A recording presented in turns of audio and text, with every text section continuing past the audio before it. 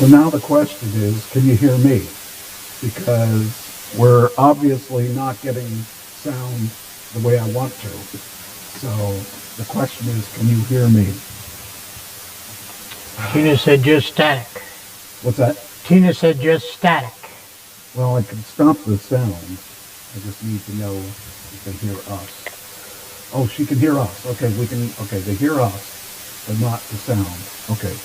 So I don't know what happened between last week and this week, but somehow we've lost sound. Which really sucks because this... How do you do a radio show without sound? Well, I mean, you have some sound. You don't have the sound I want to have. Right. Which I wanted to play some clips, and I don't know what happened, but something happened, and I got an update from Microsoft. Wait, what's this? Oh, wait a minute. What's this one? Now it's starting to work. Wow. Okay, hold on a sec. I'm going to see what happens when I push this button. I don't like what you want up there? Great, good. Good. Yep. You like my seat, don't you? Hey, hold on, dear. Hold on, bud. Come on, Okay, there you go. If I turn this off, you may or may not lose me. Let's find out. Okay.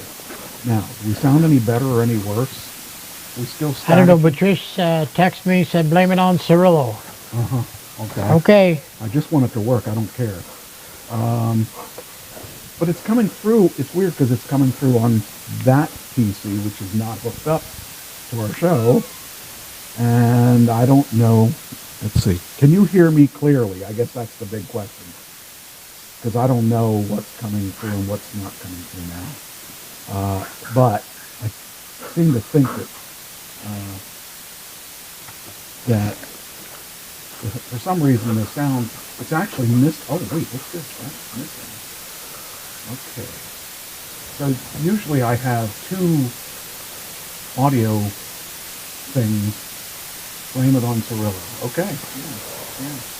I always blame everything on Cirillo, even if he has nothing to do with it. See, yeah, the first week I come back, we have problems. Yes. Okay, so turning things off that shouldn't be on. Okay, well, let's see. I don't know what else to do other than to just do the show, and I can't use any sounds apparently, so basically it's weird because I can't even think of a reason why I can't get the sounds. Okay, well, let's do. I'm going to check one thing. I'm going to do one thing. Yes, pretty clearly. Okay, wait, what's pretty clearly? What's clearly? Just tell me what's clearly. Because I want to know, I don't want to change something and then find out we've screwed the hooch. I mean, no offense. You know, she likes my chair. Well, Yep. Yeah. you really want to be in this? So you don't want to be in the spotlight? Let's see. Nope. Okay, so I'm going to try one thing. Oh, the voices are clear? Okay. Put the overlay up? What overlay? Oh. Let's see. Your overlay. Wait, oh, that overlay. There we are. Hey, what happened to your overlay? Your overlay got screwed. Oh, that's because the dog's pushing the thing back. It's because she's too far back. Yeah, she's Yep. pulling the screen down. When she got in, she moved the chair back. What you doing? What you doing, bud? What can I do to help you? Okay. Anyway, all right. Hello, Doc. Oh boy, And, looks like me and Cheyenne are in the same picture. yeah, well, that's All right. the way it was supposed to be, I think. And the only thing is, you guys are screwing up my screen. My screen's not... Oh, that's because there's a wide gap there. If you move the thing. I had that all cut out. What? I know. Wait a minute. You where want at? attention. How did you get... What? Wait a minute. Hold on. Watch out. There. You can't sit like that, Cheyenne, because you're going to fall. Yeah. Okay. Now she's back with you. Hi. If you put that up again, it'll be, Put it up again? yeah, 'cause that's definitely showing behind the scenes of the curtain. Do not pay attention to the person behind the curtain. Are you trying to get up again? There you go. Okay. All right. Boy, that's a long way to start the show. The show's been... Yeah, now it's looking a little better. Now we got our blue skies back. Oh, man. Puppy dog. Just lay down. Sit down. Just sit. Sit. That's all you need to do. All right. I guess what we can do now... Now I've lost my headphones. I don't even know where I am. Yeah, it's a mic. Where are my headphones at? Oh. Yes, here they are. Okay. Check. Check. It's still weird because there's a slight delay on the headphones, and there hasn't been forever. So, all right. Let's get this show started. At least I won't be able to do what I'd like to do, but we can still make it work. Means I can't do two of the things I wanted to do. Alright. So, what we will do, we need a picture. Well, that's funny, Trish. At least Cirillo's doing some work. It is? Alright, where's all the pictures I uploaded? I guess I didn't upload them. I uploaded them. Darn. Man, I'm really screwing up here. I think I should fire myself. Huh. Well, I was supposed to. Oh, I know I could do it. I could do it the other way. I could do it the other way. So we'll put in Facebook. And we'll put in my page. Let's see here. Go there. And then first story I want to talk about. Well, where's all the pictures I posted the other day? They're gone. Son of a gun. I just cannot understand Oh, there they are. Okay. This is our picture of the day. Yeah, I saw that. Very That interesting. is the coolest place in the world, I'm telling you. If I had to choose a place to work, that would be the place I would work. This place, if you've ever been to a Guitar Center, you would have think... No, I haven't, and I saw the amazing guitars that was there. This place is 10 times the size of a Guitar Center. And it's awesome. It's everywhere a musician would love to work. Right. The guitars were just, I mean, I just took pictures, and there were so many pictures I took, and it just, it can't capture how big this place is. You walk in, and the things that you see when you walk in, I'll show you. Oh, you found it. Well, Tina said she'll be back. She's going to eat dinner. Hopefully I'll have it under control by then, but I'm not sure that I could even say that I will do that. Anyway, all right, let's see. Cheyenne's the co-host tonight. Yeah, the host with the most. Okay, oh, that's not what I want. Those are not from there. Those were from something else. Okay, so you walk in, and the first thing you see is this picture of stuff that's on display. And it's like a history of the place. Wow. So they have that bus, and you have all these old instruments, and that bus is really cool. But that drum set, I have one of those drum sets here. It's an one of the first electronic drum sets, and that's old equipment. I mean, old bass, old guitar cabinets, old keyboards. It's amazing how much stuff they have. You still have feedback. Really? He says you have feedback. I can't. The problem is I can't hear it. Is it feedback or is it hiss? Because there's a difference. 'Cause Maybe you just turned it down. I can turn that down for the hiss. So we have no hiss now, right? Okay. Okay, so there's the end of the hiss.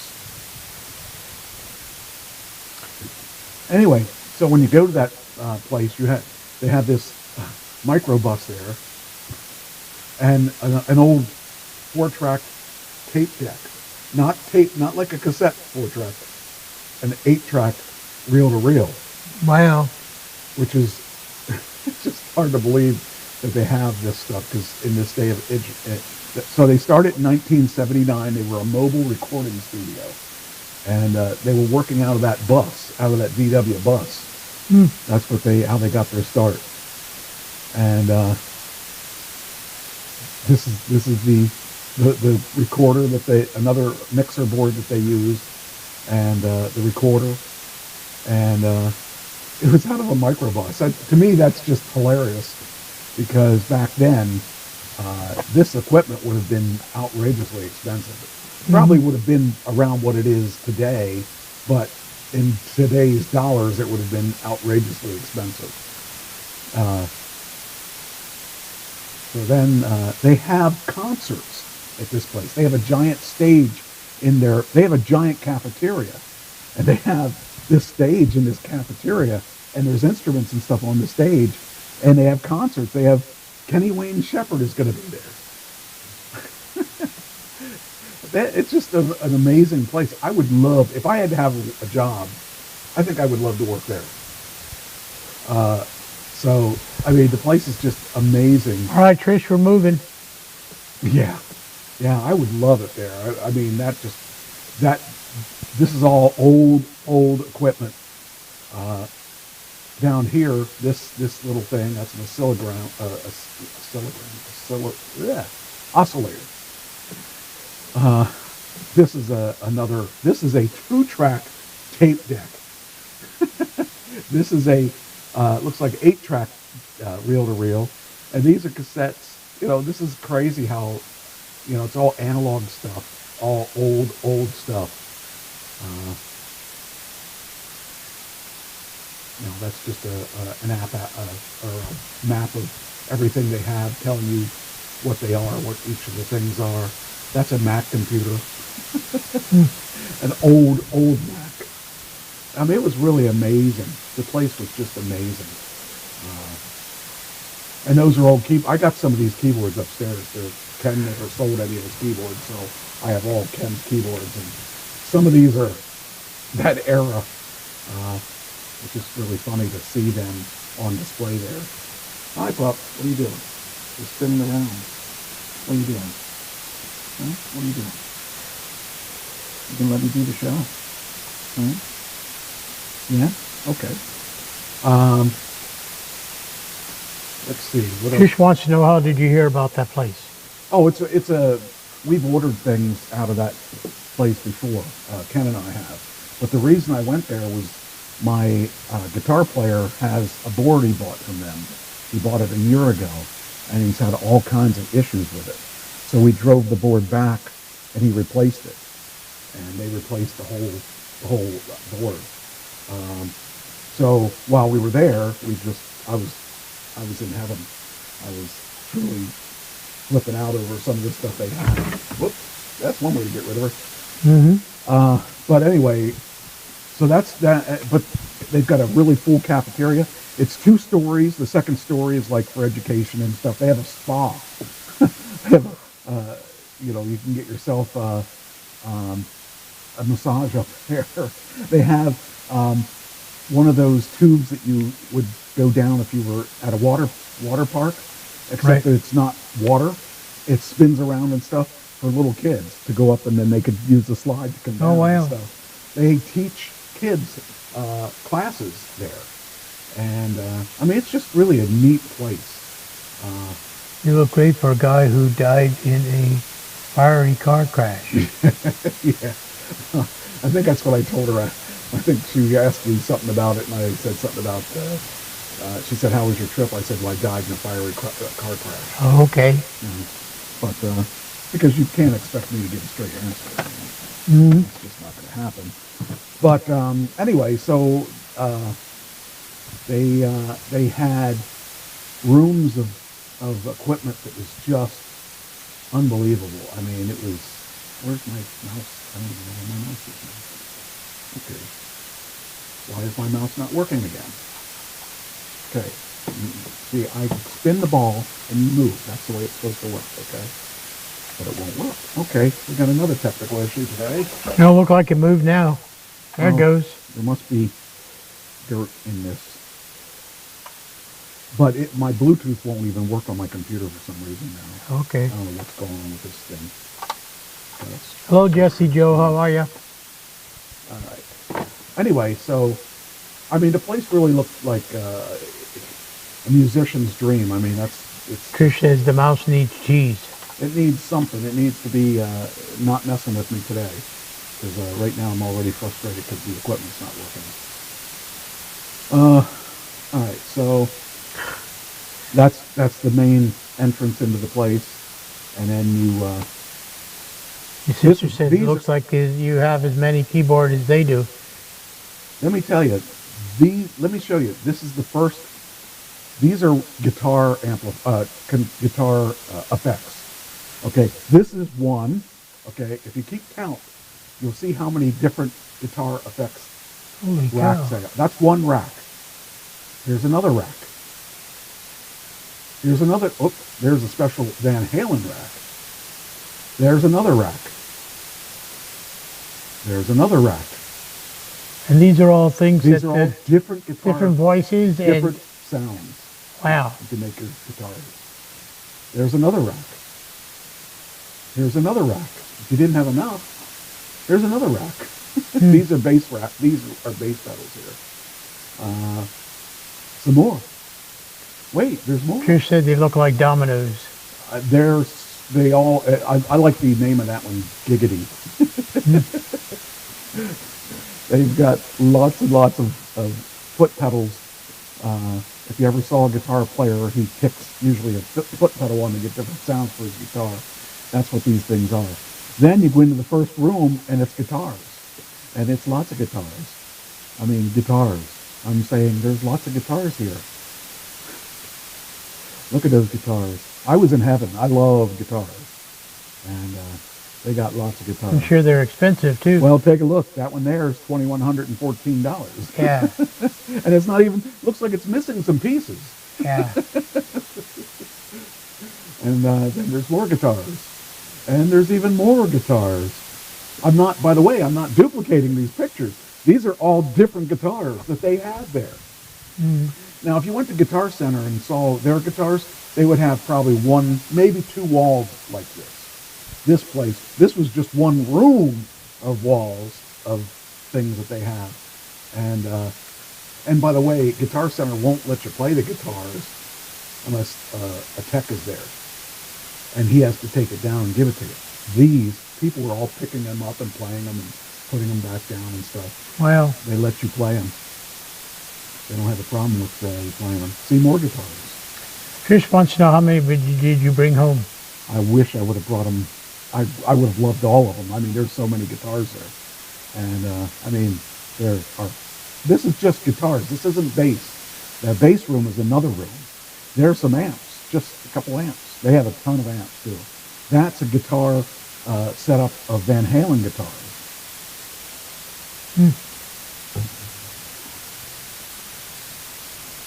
I love this one. And more guitars. Even more guitars. Oh, wait. Are we in the bass room?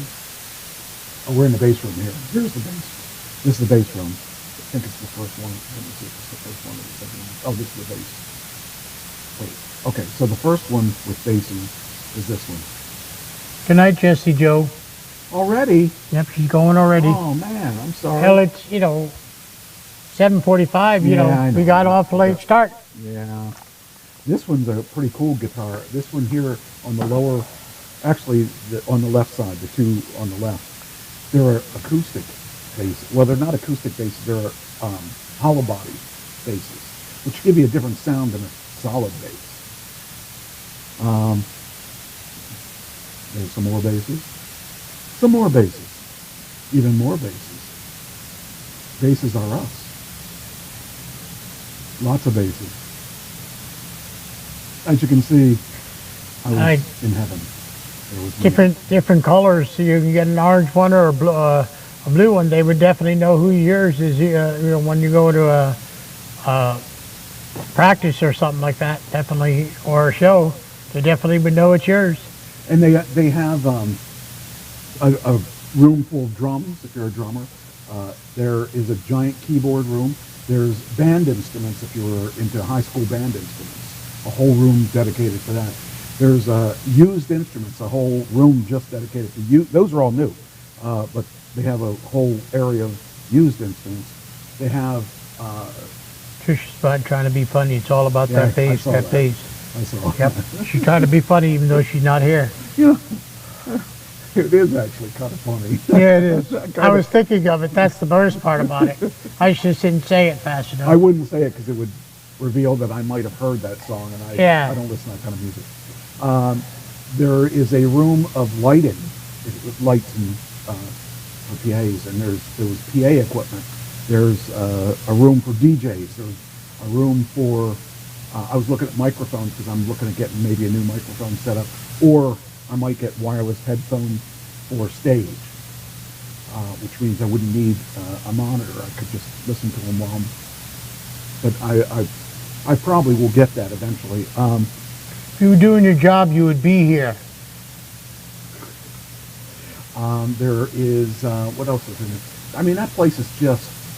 I mean, if you're not a musician, it probably wouldn't interest you at all. But it's really a cool place. So I'm going to leave that picture up as the picture of the day. All right. Now we'll get to the show. Now that I've shown, right? But I can't. I'm not going to be able to show the videos I want to show you guys. Unless I can get rid of that noise. I wonder what that. Yeah, that noise is still there. And I got to figure out what that noise is. I don't see, and it's delaying. I don't know why it's delaying. Wonder. I'll figure it out. Anyway, I'll probably have more videos for you next week because I'm not going to be able to play the videos if it's not going to play the videos. Because you guys said there's no sound off of the intro, right? So if that's the case. But Trish, you always said I'm always sick no matter whether I'm sick or not. Yeah, I don't want to be sick. Yeah. I don't want to. No, she said that we both would be sick, but she always said I was sick anyway. Well, you are. I know, that's what I'm saying. Yeah. So what's the difference? Whether she gets me sick or I'm already sick. Well, it matters because I could get sick. I'm not going to get sick. Forget that. Well, that's you. You can't be sick. I'm going to be on set tomorrow. Yeah. Actually, that's a big announcement I'm going to make. I'm going to be on set tomorrow for a movie, and I'm going to be a congressman. So, hey, today I was a detective when I shot my. I had to do an audition this morning because I got a call back for something that I applied for. And they sent me a script and they made me. So tomorrow you're going to be a liar. Tomorrow I'm going to be a liar, but today I was a detective. So that was fun. And actually, we shot it pretty quickly. I didn't have much time because I needed someone to read with me, and. I don't know if I said something funny or you said something funny because Trish says rolling on the floor laughing my ass off. And then she said, "MT's a congressman."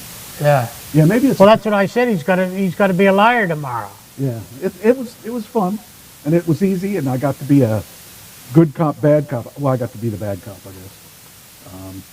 But that was fun. And then I do the rap movie tomorrow, the one I auditioned for in August. Okay. I think maybe it was a year ago. August. I think it was almost a year ago, but Trish would know better than I would. I'm pretty sure you might. Well, I was with. No, it had to be last year because I was with Christine because we both went down there and she drove the car around the block because it was in Philadelphia, so we had to. I couldn't. Well, I remember that she got a little lost or didn't like it, or no, she was. We couldn't find a parking space. Okay. So that was fun. But this time I'm going to. I'm going to Philadelphia. No, I'm not going to Philadelphia. I'm going to New Jersey tomorrow. I also the one I auditioned for today is in. I think it's in either New York or upper New Jersey. Okay. Northern New Jersey. So if I get that one's going to be a good paying job. She did not get lost. No, all she had to do was drive around the block until she Oh, found I'm the space. sorry, I didn't remember. Sorry. Holy cow. I don't know. I think you are. Geez, I was going to say, I'm getting it from both sides now, That's Trish right. and Christine. Holy That'll cow. teach you. You don't mess with the women. I don't mess with the women, You that's always- right. You Yeah. always say nice things to them, whether or not you believe it. Yeah, I'll tell you. Christine's great, though. I love her. I love Yeah. her. She's been my number one bestest person to be with. So, see, this is weird. I'm still seeing sounds coming out of there, and there aren't any sounds coming out of there. I'm wondering if that's where the noise is. Look at the last comment Trish made. Christine is much better than that other person. She won't let that go. Holy shit. Who's that other person? The one that evidently. Oh, that other yeah, person. Yeah, that Yeah, other well, that's person true. that you. Yes, exactly. Yeah, that's very true. I can actually agree with that. See, that Oh, makes- Christine Harding wants to know if we're peeing. Oh, is she in there? Yep. Hey. She just how you stopped doing? in. No, I didn't. I'm not. I'm not right now. I'm not. I mean, I will be later, maybe. I don't know when you came in the room, but She just came in. Oh, I guess I'll say it again because you're in the room now. I'm going to a movie set tomorrow, and I'm going to be a congressman or something. So that's kind of cool. And I auditioned today for a. she said it sounds like it. Sounds Sounds like we're peeing. Yes. What? Oh, that must be the hissing. So they're still hearing that hissing noise then. I wonder what that hissing. Oh, she said that's the other person that gets lost in Philly. So, and then if I get the one I just did an audition for today, I'll be a detective for a TV show. It's only a one-shot deal, but it's going to be Oxygen Channel, I think is the name of the channel. So I hope I get that. Anyway, Christine is Christine Harding is a friend of mine that she was one of the people in the hen house, and she is doing public speaking now, and she's doing really well with public speaking. So she's traveling around a lot and getting her message out there, and I'm really proud of her for all the things that she's done. So I just think that she's making that dream come true, and I am very, very proud of her. So you always have that one accelerator in the group. Yep. That's her. Here you go. That's her. She's doing all kinds of stuff. But now, not only am I doing that movie tomorrow, but then I'm going to practice tomorrow night. So if everything works the way I expect it to, they said we're supposed to be done around 4. That gives me a couple hours to get back, and it's about 2 hours and 10 minutes. I'm going to be late for practice, but I'm going to still make practice by looks of things. So that will be cool if I can do that too. And you are too. I am too. I think because Christine Harding said, that's fantastic, Woo. And I think, I'm not sure if she's talking about your Christine or the other Christine. Oh, I love my family here. I mean, I've got a good group of people that come to the show every week, and they're my family because they support me and they are awesome, and Yep. I'm very happy. And when I'm not working, I'm here. That's true. That's right. You are. Even when you're not here, you're That's right. here. I'm usually trying remote, so. Because we give you a hard time when you That's right. I know. I see that. same way Yep. that you, Yeah. see, now you know why we do it, because you enjoyed it. You enjoyed That's right. the I day. enjoy it whether I'm here or not. So, Yep. by the way, you can have her your zeros. Oh, I can have her zeros In fact, you today. can have Yeah. Ashley zeros. Ashley zeros too. All So right. you got All double right. the Double zeros. zeros today. All right. But last week I got all of your zeros, I know you got all the zeros, right? and I deserved it That's right. Yep. because I had to work by myself. You know how I like to work by myself. Thank you, man. So you belong to no one. Okay. I wasn't saying you were like a pet or anything, or I wasn't saying you have a leash around your neck. Anyway. All right. Now, let's see which trackball is going to work today. Okay, this one's working. Okay, this one is not working. And I don't know why this computer all of a sudden doesn't want to play with Bluetooth. But anyway. Okay. We have no depths to talk about per se. We have depths to talk about, but not under the RIP. Right. So I have a couple deaths we'll talk about. First thing we'll talk about, though, I wanted to show these videos so bad. I have 3 videos, but I got to show them next week because I got to fix this problem. You'll really like. I did an audition as Aaron, which was which guy was he? He was. Oh, I can't remember who Aaron was. Okay, well, Christine will remind me. I did this one where I played an Italian. Can you imagine me as Italian? No. I was Italian in this, and it was Clam Guy, and I want to play this. I want to play this bad. Aaron with an A, but Clam Guy, he's obnoxious. And when the guy came to me and asked me to audition for it, and I was like, I don't. They wanted somebody who has either an Italian accent or a Jersey accent. And I said, well, I don't have either of those. So he spelled out the words for me. Oh, yeah, The Killer Wife. That's right. That's the one I wanted to show you guys so bad because it's hilarious. Aaron, Aaron's the one where he has a killer wife. He doesn't know he has a killer wife. He's coming home, and it was total improv. They didn't have a script. They said, here's the scenario. I want you to do something improv. So I came up with an improv. It's really funny. The second one was Clam Guy. This is an Italian guy who likes clams. And the script is funny.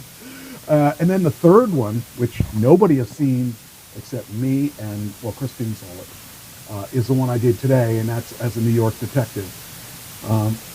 The name of the show is New York Homicide. That's the one I'm auditioning for. So I hope I get that one, because that was actually a fun script. I got to be the bad cop. So I can't show them to you today because you're getting my Jersey accent was good. Really?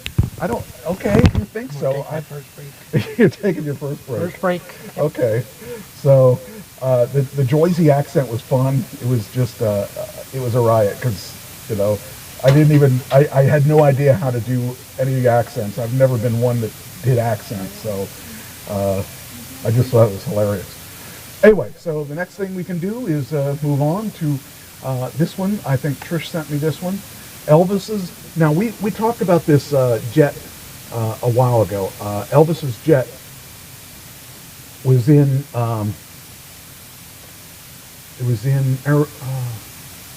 Las Vegas, I think it was.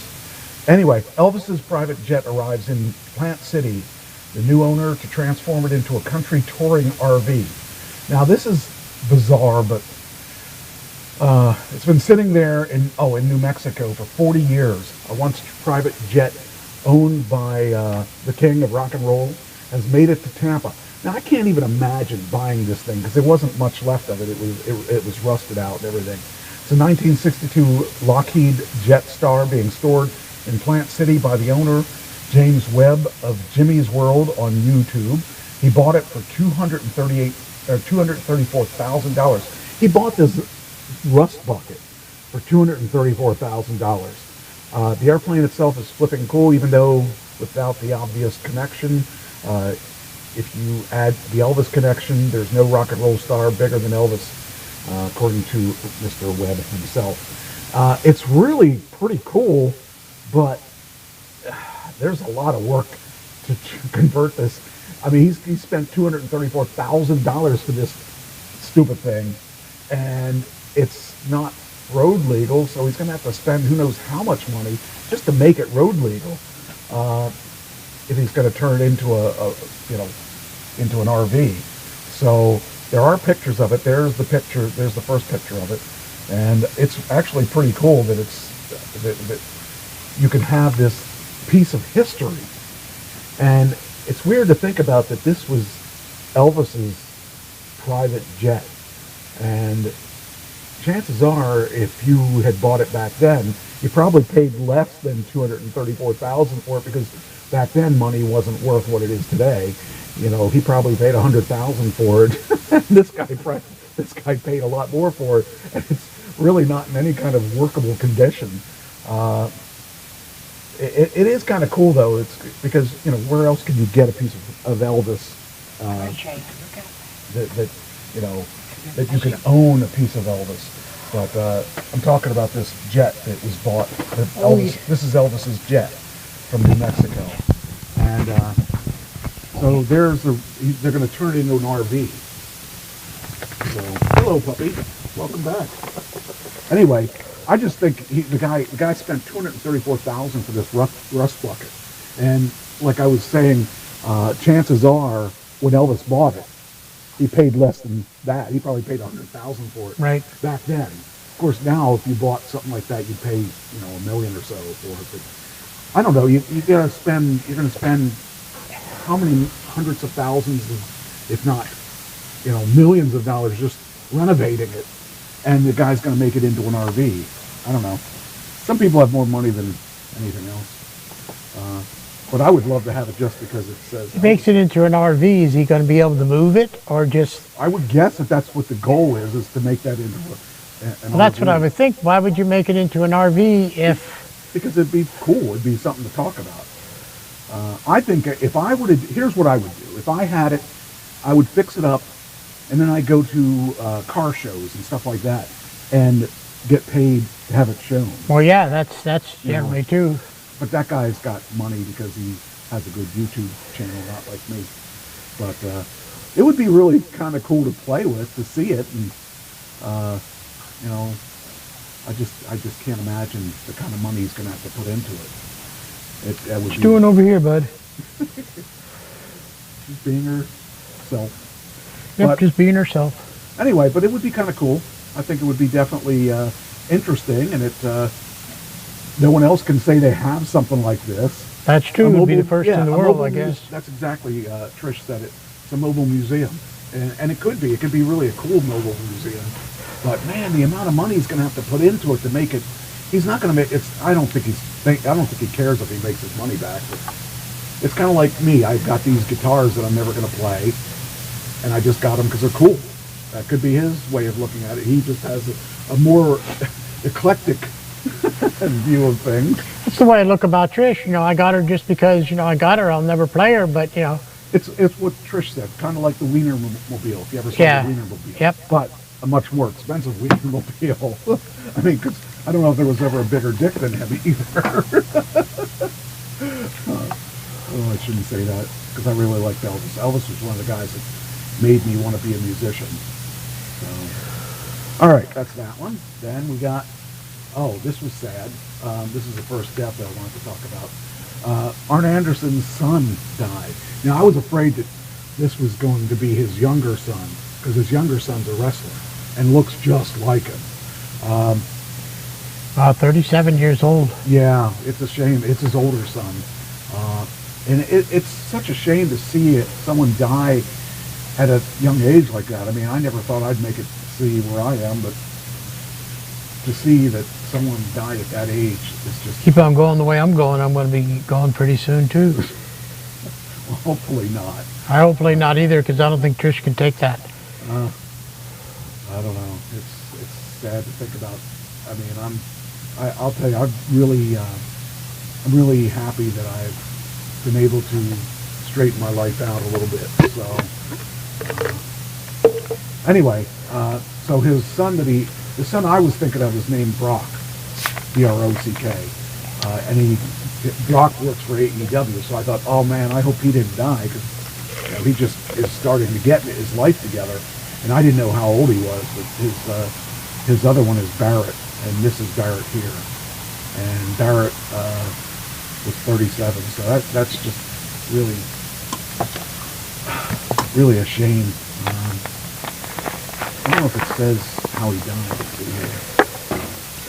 It's unclear how he died, but he was, you know, he looks like his dad. So it's just a shame. People are still asking when I tell them, hey, how's your mom? And I tell them, that she died at the January and stuff, and they still ask, well, how she died? And it's like, it's a mystery at this point because all we know is that the kidney, not the kidneys, what do you call it?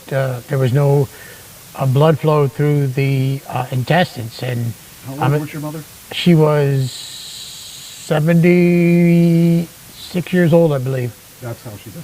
Yeah, I I know mean, exactly, once and you it's get like to a certain she's age- 76 years old, so it's like saying, okay, 101 person dies. Well, what did they die from? It's natural causes. It's Right. natural, it's their time, and Right. It's like if someone asked me how did my mother die, she was 80.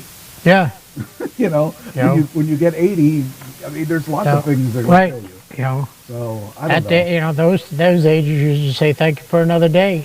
Yep. I say that every day now. I say it now too. I Yeah, say that- exactly. I've said that for a long time, ever since Yeah. Pam died. I mean, I realized, I actually thought I would die. My dad died at 50. Yeah, So I was thinking, and all of his brothers and sisters died around 50, give or take. And he had one brother that died at 69. But everybody else died before or around 50. So I just figured at 50, I counted down the days. Oh man, from 40 to 50, I was miserable. So I thought, how am I going to, here I am, like when I was that age, I was like 468 pounds at 40. So I was thinking, man, my dad was not that big. I was thinking my heart's going to let out. But fortunately, I got my act together a little bit, so I could die tomorrow, but I'm very thankful for the time that I've had on this planet, and I'm thankful for the people that are on my friends list. I had another. Oh, here we. There's another death I had. I have one that I don't know if you'll. But I know you're not a country and western fan, but Yeah, the go one ahead and you're talk going to about that one, think too. of, yeah, Trish showed me this, and see if I the have reason my why I phone. bring it up, it's a very popular group. there it So if you don't know country and western, you'll know this group. It's like Oak Ridge Boys was a big, back in the 70s, 80s, a very big popular group. And I'm still trying to figure out which member of the original one it is. As long as it's not the one that goes. boom, That's what I'm boom. thinking. I call him the bass guy, but Yeah. with the long beard and everything. Yeah. That's what I'm saying. Because matter of fact, in August, they're supposedly coming to the Grange Fair, and I think it's Friday, something like the 28th or something. I'm gonna have to double check, but yeah, they were supposed to come, and it's gonna make me wondering if they're still gonna come. I don't know.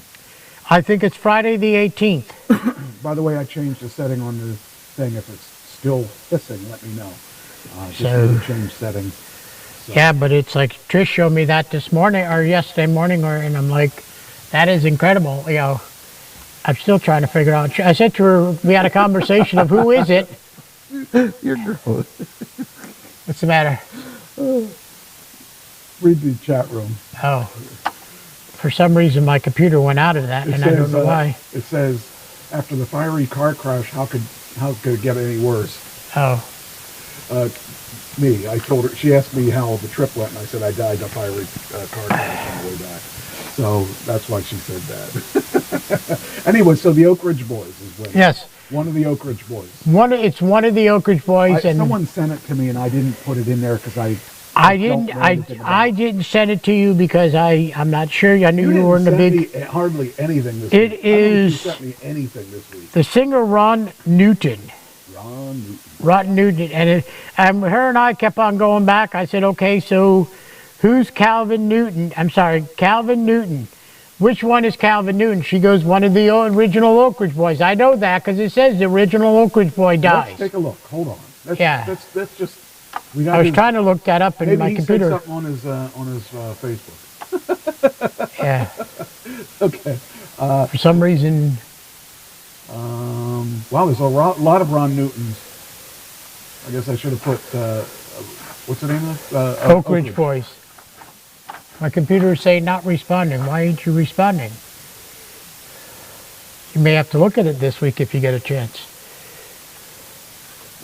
Or look at the other one.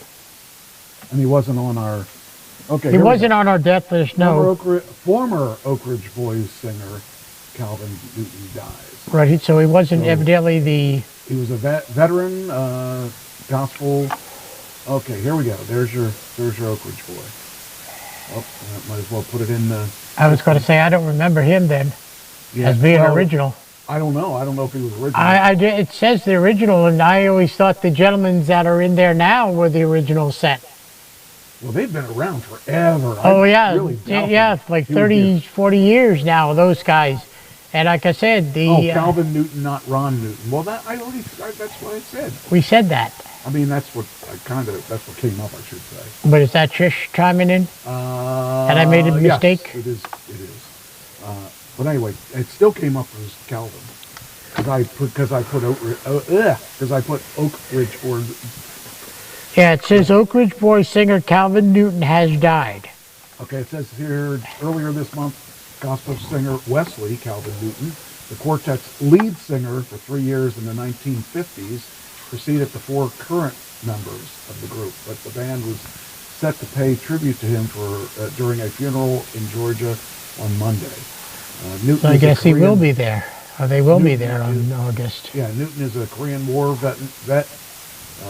His obituary notes his nearly 10 years of performing experience before he was asked to join the Oak Ridge Boys Quartet after being discharged. Crying in the Chapel and I Believe were 2 songs they recorded that Newton was featured on. So in 1957, he transitioned to the Sons of Song, but shortly after a serious car accident in 1958, the group took a short break. He continued to lead or take part in reconfigurations of this group for the next several decades, to the point that news coverage of his death recalled him as a high tenor for Sons of Song before being early member of the Oaks. So he was the sweetest tenor voice you'll ever hear. So Well, there we you know go. definitely it's not the bass, as we call him. Yeah, So he's a tenor. So there I you always go. try to, when they do that,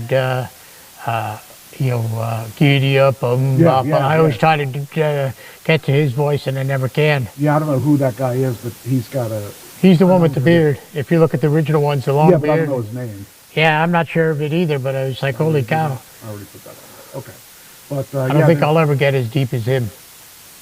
Okay. Of course, the mic may help too sometimes when he sings it, but I don't. Well, I think he has a real voice. I think he has the deep bass voice of that. So Here's just another- like the one guy, if you ever heard of the Statler Brothers, he had that voice too, but it wasn't as bad as it wasn't as deep as the other guy, the Oak Ridge Boys guy. All right, and then we lost another guy who I had no idea who he is, but Louis Largent, host of MTV's 120 Minutes and KROQ DJ, has died. He was the influential host of MTV's 120 Minutes. So he died at a fairly young age too. He was 58, following a long illness, according to his family. So that's just it's a shame when people die at that age. It's just really crazy. He fronted MTV's alternative music show 120 Minutes in the early to mid 90s after joining the brand as vice president of music programming, interviewing acts such as David Bowie, Trent Reznor, Radiohead, Bjork, and Smashing Pumpkins. So yeah, I would love to have interviewed Bowie. That would have been an awesome thing. So that's the only one of the. Well, Smashing Pumpkins would have been interesting to me too. Radiohead would be okay, but it would have been cool to have that chance to interview people of that stature. Yeah. That would have been cool. So, all right. I get a lot of the on my phone now that shows a lot of musical history, a lot of the 70s history of like when the Brady Bunch was out, or Groucho Marx was out, or Three Stooges and stuff like that. And one of the things that was on there is it showed last picture of, I don't know if you ever saw the movie La Bamba, Yeah. Buddy Holly story. Yeah. The last picture No, took no, no, with, no, you're wrong. La Bamba was not Buddy Holly. oh, it wasn't Buddy That Holly. He was, was the one in it was, No, no, no, no, no, Bamba. It was, La Bamba was, Richie Valens. yes. And it showed the last picture before they got on the actual plane. And I remember the only thing, the part that I remember a lot of that is they flip a coin because there was one more seat left. Yep. And he said, call it in the air, and he called it, and he got it right. And he said, it's the first time I ever won Yeah, what a way to win. a coin toss, and it paid him not to do it, win it, but because he didn't know that that was going to be his last plane ride. Who would have thought? Yeah, but he showed a picture of all three of them I mean, again. look at people like Stevie Ray Vaughan also with the same. He had the same situation. He got the last Yep, on a helicopter, and Yep. oh man. makes you almost wonder when they say that what's his name? Died in a plane crash. He did it. Oh God, he was. Oh man, I could picture his face, but I can't think of his name. He's a country singer, and he Eddie Song and all them. I don't remember. Trish will probably remember. I don't know much about country. Trish will probably remember when I get it. There's very few country guys. That Yeah, I would- know. I mean, that He I would was. actually. He was. My computer's running slow. Yay! Why are you running slow? John Denver. Oh. Okay. And he was the way he died. It was he went up in his plane, and that's how he felt peace and everything. And it was foggy, and he crashed into a mountain. Almost makes Rocky me Mountain High. yeah. Well, it almost makes me think that because at that point he was having trouble with his wife too. It almost makes that he did it. Did he die by accident or did he die on purpose because he wanted to? Because a lot of them wouldn't know. I mean, it was foggy out there, so why would you? I mean, he was a very good pilot, but why would you go up there if it's very foggy? Yeah. So, I don't know. It's hard to say. So the Oscars were this week, yes, and Lenny Kravitz was performing at the Oscars. That was. you believe they had extra security because they were afraid that the same thing happened last year was going to happen this year. They had actual. I'm sorry, not security. They had security, plus they had people that if that ever happened again, like somebody slapped somebody, they had, I forget what they call them, psychiatrist or whatever, on the spot to take care of it. Like, isn't that what they call security or so to I would speak? imagine that would be security, Right, yeah. exactly. And I read it on actually the 70s show, the 70s themes that are on the Sirius XM. I listened to the 70s and they said they had that, and I'm like, really? Just in case someone slaps them, they're going to have a psychiatrist or something there? That's, Well, I don't really. It's kind of a weird thing where, for instance, Will Smith has tried to get a hold of Chris Rock, and Chris Rock won't take his calls. right. And Chris Rock just had a comedy show in which he addressed all the stuff that happened. His version of what happened. My version of what happened is, okay, it's time to let it go. It's Exactly. over. That's what I say. It's over a year now. Let it go. Let it go. It's, But I mean, he has an opportunity to yeah, he has, yay, John Denver. Okay, Bob Denver. yeah, I think they're a little bit behind here.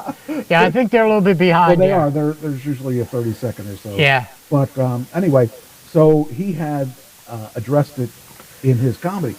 He has every right to do that. I don't have a problem with him doing that. Will Smith is upset about that. Get over it. Yeah. You did the deed. You got to live by the circumstances. You got to live by what happened, and you got to live. And just get over it. It's time. Yeah. It's time for. He made light of it. He could sue the living daylights out of you, and Right. he doesn't. Yep. And well, okay, but anyway, so John Travolta choked up as he introduced the in memoriam segment of the 2023 Oscars, which featured a performance by Lenny Kravitz. Travolta was teary-eyed as he spoke on stage at the Dolby Theater on Sunday ahead of Kravitz's performance of Calling All Angels. Before Kravitz performed, Travolta choked up as he paid subtle tribute to Olivia Newton-John. They touched our hearts, they made us smile, and they became friends who will always remember hopelessly. We always remain hopelessly devoted to. So he used Olivia Newton-John's song as his memory. So we had a lot of people this year that really hit home. So some of the people that were included were Olivia Newton-John, Burt Bacharach, Ray Liotta, Kirstie Alley, Irene Cara, Mary Alice, who I don't even know who she is, Raquel Welch, Nichelle Nichols, and many others. It says here, one of the things, I guess, and I just brought it up, Jamie Lee Curtis was the oldest. Oh, you're getting there, all right. All right, you're getting there. I'm bringing it up too soon, okay. I have a whole segment on, this is the segment that we're going to do on. All right, you see. So I'm not used to being in the assistant spotlight, you know. Hey, if you want to write the show or write a segment of the show, actually I would like to encourage you guys to do that, to actually come up with your own little thing that you can do and tell me what you're going to do so that I can block out.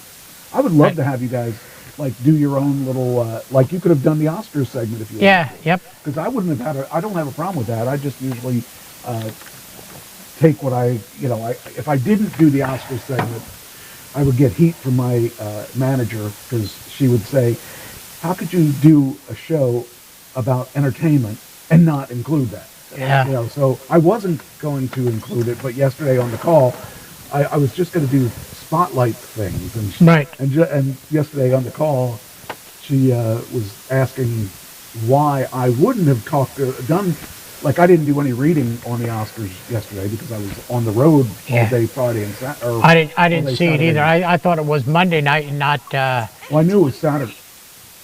What was that? I think my watch. Oh. That was Mickey. Mickey was talking. I'm sorry. I was looking around trying to figure out what that came from. And I thought, oh man, I don't know how I tapped it, but normally he just taps it. As long as we know where it came from. Yeah, it's Mickey. Yep. Mickey Mouse tells me what time it is. Oh, that was weird. Yeah. Anyway, but because she kind of like said I should really be knowledgeable of who won what, I thought, oh, maybe I should go a little further into detail then. So. Anyway, it says several performances Sunday night. Rihanna sang "Lift Me Up" from Black Panther, while Lady Gaga performed "Hold My Hand" from Top Gun. So that's kind of cool. And I can't say their names because I can't pronounce their names, so I'll say they sang an Indian Telugu language "Natu Natu" from Mork and Mindy. Yeah, Natu. Yeah, I know. Yep, Nanu. Natu. Yep. And Diane Warren was the piano for the first performance. I used to watch that show too. I watched that show till it got really stupid at the end. Yep. And it says, let's see here. Diane Warren was on the piano for the first performance of the night with while Sophia Carson sang the ballad "Applause" from "Tell It Like a Woman." And let's see, it says here David Byrne was Best Supporting Actress nominee, Stephanie Sue, and Best Original Score nominees Sun Lux joined forces to perform "This Is a Life" from Everything, Everywhere, at All. Or all at once. I just want to know they were talking about, evidently they came out with an Elvis movie. Yes. And I wanted to know, they were saying that they weren't sure it was a 50-50 shot that it was going to get an Oscar, and I want to know if it got the Oscar or not. Did you see that movie? I didn't. That's what I'm saying. It was a I good didn't. movie. It was I'd like to go see it, and You can see it on HBO now. 'Cause Yeah. It's made it to the. but But, they were saying that it came out, and I guess the actor that played Elvis was real good, and Uh-huh. they wanted to. Austin Butler. Yeah, they wanted to. I wanted to. They said it was a real good, positive chance that he was going to get. The movie was nominated for best movie, and I wanted to see if it got the Oscar. And I wanted to watch it actually, and I didn't. I fell asleep. I liked that movie a lot. Tom Hanks was in that movie, and he got critiqued really badly about that movie, and I thought he did a good job because Colonel Tom Parker was scum.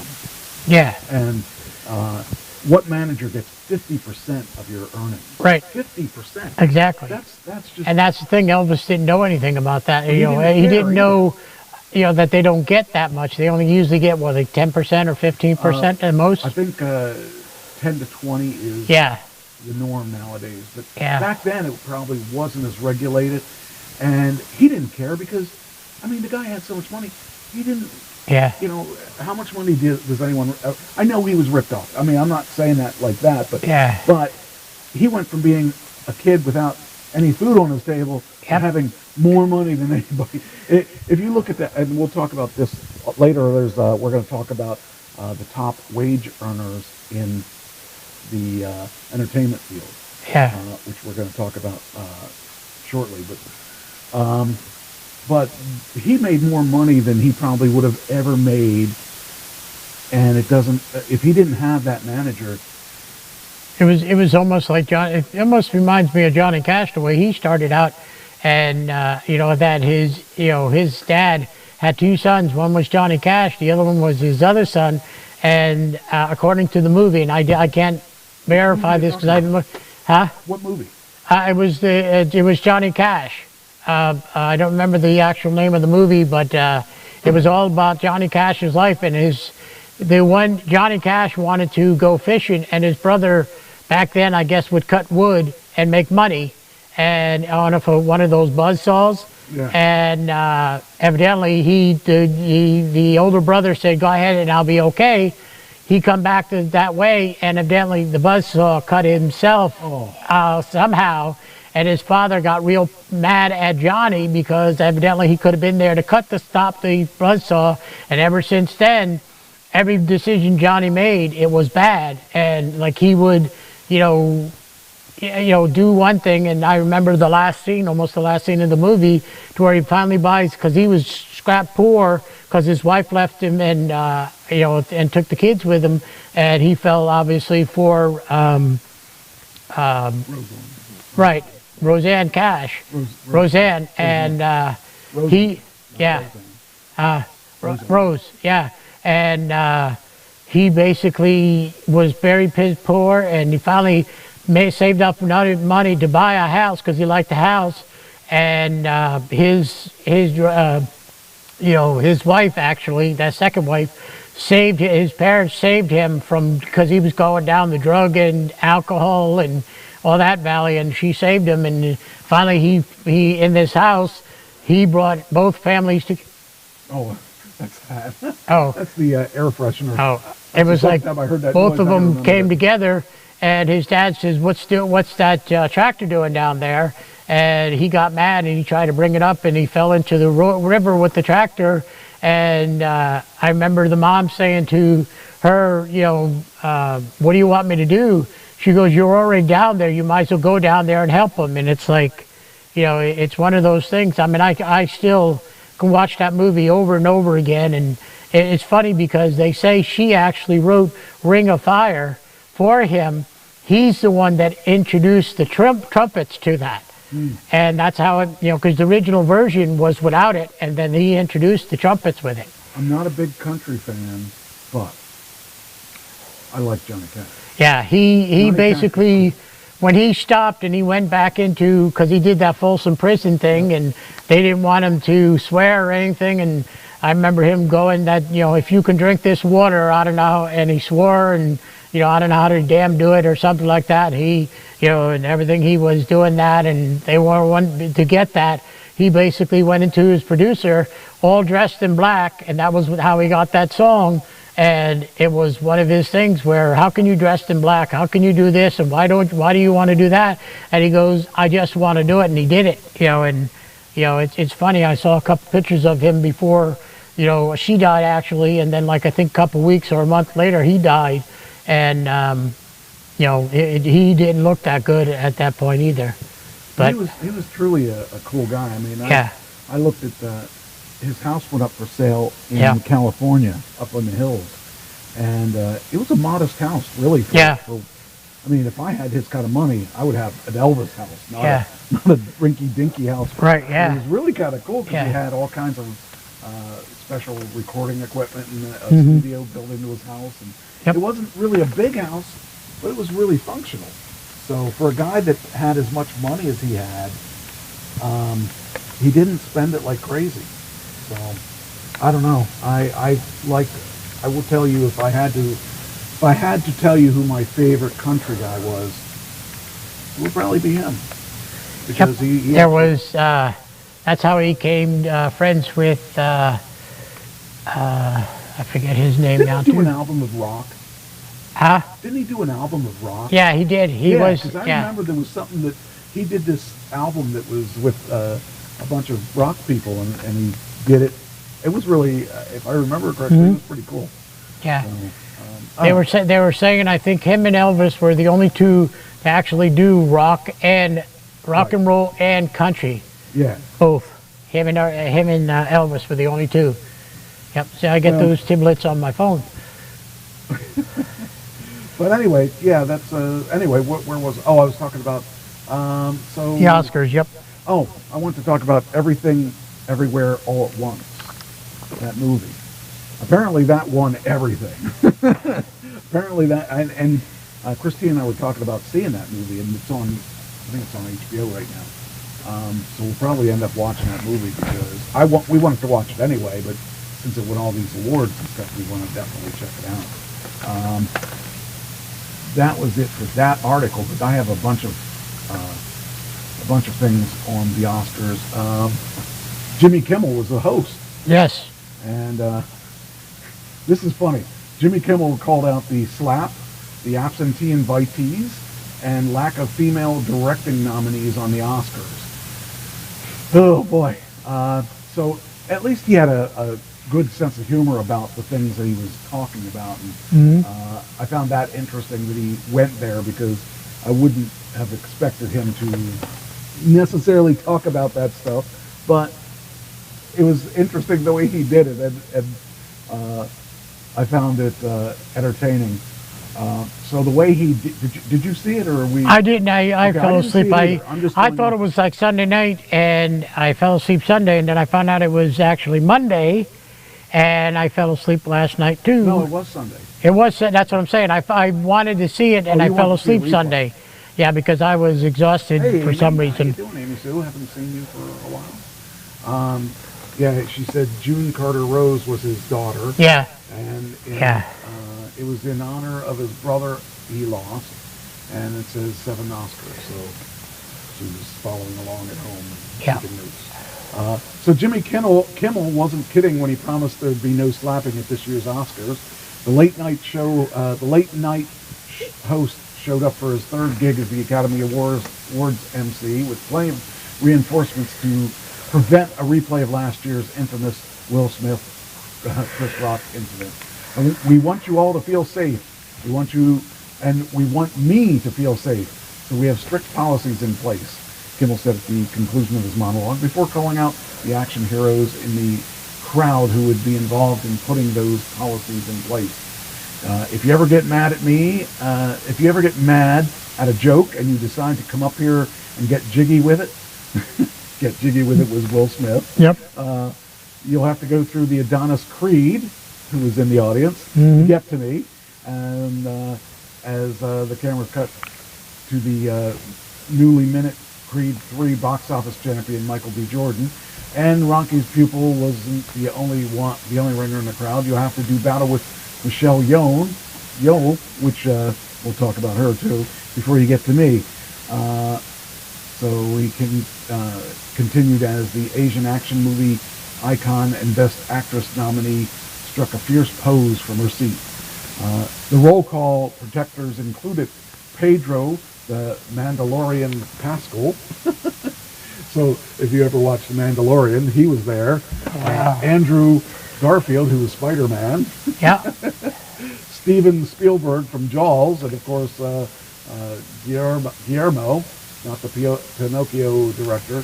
Some of those guys, can't they not move that fast anymore? I mean, I know your Rocky's pupil can, but I don't know about the other guys. Superheroes, they can go. Yeah, I don't know about the superheroes. They, can they move that as fast as the Rocky pupils? That's right. So, Creed, But it says Kimmel also took a not so subtle swipe at the producing team that let Rock Smith shenanigans distract from last year's awards. If anyone in this theater commits an act of violence at any point in this show, you will be awarded the Oscar for Best Actor and permitted to give a 19-minute long speech. Which they were making fun of last year's. But anyway, that was kind of interesting that they did actually address it. They did, you would think they would just want to put it behind them and not give anybody any... Well, yeah, I mean, keep it quiet, hush, hush, and all that, and it, evidently it's not. This was interesting, too. The Morgan Freeman was there at the Oscars, and I don't know if you noticed or not, but he was wearing a left-hand glove. Do you know why? Michael Jackson? I'm going to... That was my guess. It was my guess. I'm just saying, that's the only person I know who wore a left-hand glove was Michael Jackson. Yeah, but he wore a white glove. Morgan Freeman wore a black glove. Probably he injured his left hand. Yes, he did. As a matter of fact, he did injure. Well, didn't he just recently do a new movie or something? I believe, or not too long ago? He's always working. Well, that's what I'm saying. So maybe he heard it on the set. I want to tell you that if I ever do make it in Hollywood, I do not plan on working forever. I'm going to take my money and I don't plan on working forever now. What are you talking about making it in Hollywood? Yeah, but you see, I'm retired. Yeah, I know you are. That's what I'm saying. I'm soon to be retired.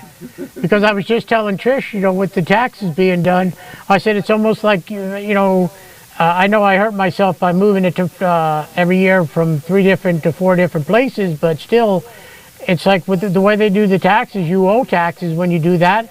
And it's like, is it worth working anymore? You might as well be that bum sitting in the corner, or sitting in the corner, Social Security, or something like that, because or be on welfare collecting with 5 kids and all that, because that's how they make it.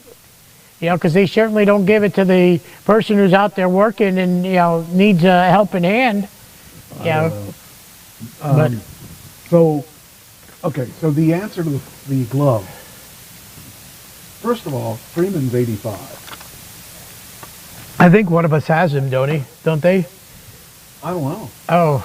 I'd have to look at that one. I was going to say, if not, that would be a good one to take, because he's... Okay, so he wore a black glove on his left hand. It says, well, people were concerned wearing a glove isn't out of the ordinary for Freeman, and there's a reason behind it. Freeman, 85, was in a serious car crash in 2008 when his car flipped over multiple times. The accident was nearly fatal and left his hand paralyzed. They had to use the jaws of life to get him out. And it says he was lucid, conscious. He was talking, joking, and some of the rescue workers, with some of the rescue workers at that point. And it says that he had severe nerve damage and wears a compression glove to keep the blood flowing. So I kind of hoped it would be a more interesting story than that, but hey, got people talking. So he wore an elbow-length glove as he escorted Margot Robbie to the stage at the Dolby Theater in Los Angeles to mark the 100 years of Warner Brothers. So Warner Brothers has been around for 100 years. Wow. That's just... Now you've been around for 55. Yeah, so, half. Well, yeah, half of that, yep, wow. Ain't that a shame? It just is crazy. So, I don't know. Did I already send that? I did not. Okay, I actually did it right this time. And send that out to there.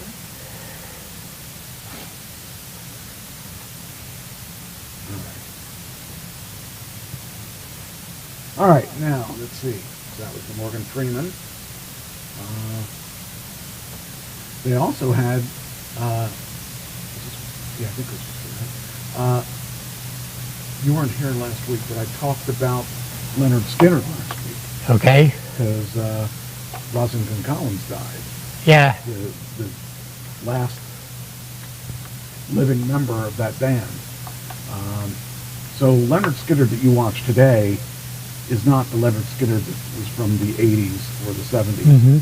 Because Leonard Skinner that was from the 70s died, all except for Rosington. Now, after that, he wanted to start a band on his own, and I saw his band. It was Rosington Collins' band. And they played at the Forum in Harrisburg. And I saw them, it's got to be really crazy when you're playing in big arenas, and then your band dies, and then you're playing in a small place like that. And actually, they were pretty good live. I really think they were awesome. However, the point of this was that they revamped Leonard Skinner because he couldn't make any money under his own Rosington Collins band. Right. So he started a new band and took the guitar player, was it? The older or the younger brother. Was it the younger brother? I think it was the younger brother of the original guitar player or singer. Shoot, I'm trying to remember his name. I don't have to remember his name because I got it right here. So, They're still talking in the chat room about the wages.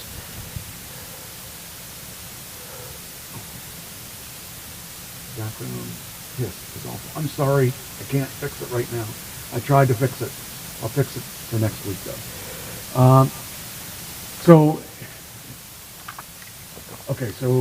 it says if you thought the death of Rosington, the Leonard Skinner sole survivor, original member, last Sunday would bring the Southern rock band's 52-year career to a close, you had to be at the Plant City Strawberry Festival in Florida Sunday night. Leonard Skinner took stage after their founding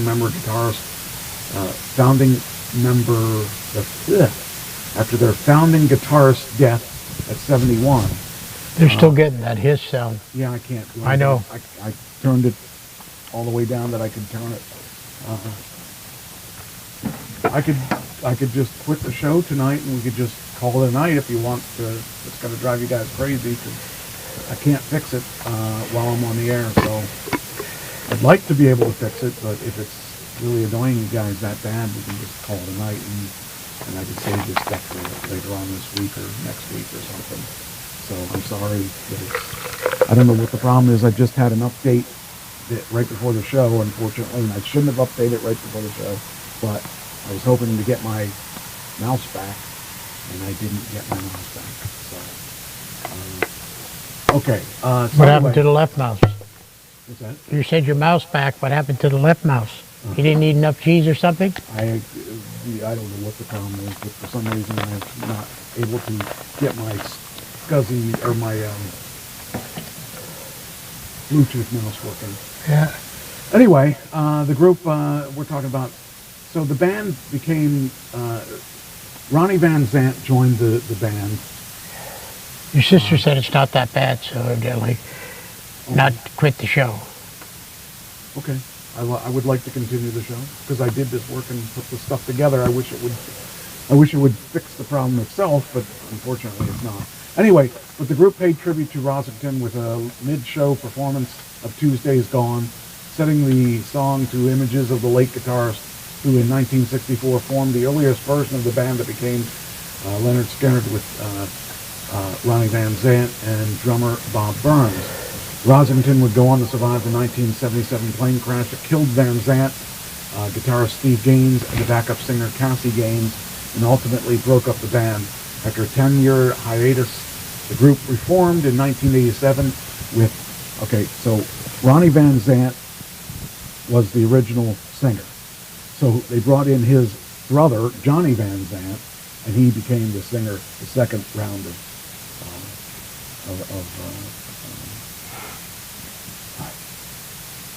Leonard Skinner. By the Right. way, if you ever wondered where the name Leonard Skinner came from, ever wonder? I always, yeah, that was Okay, the, so I remember this from memory. There was the janitor at their school where they went to high school. His name was Leonard Skinner, mhm. and they changed it to Leinard Skynard or Leonard. There's Mikey again. He must want you out of I here. don't know. He just, every time I move now or something, he does Stop that. moving. I don't know. Straight. I know. I got to stay still. Anyway, so that's where the name came from. Anyway, I was thinking this was from the. I was wrong about this. I thought this was from But you, the Oscars. It's you not the Oscars. like them. Huh? What? You, I don't know who. Yes. He was. They were a really. I mean, the original band was awesome. They Yeah. had a lot of hits really quickly, and I used to do a bunch of their songs. I used to do Tuesday's Gone. I used to do, well, of course, Freebird. Every band did Freebird back then. Used to do Give Me Three Steps. Used Yep. to do. I heard you sing that.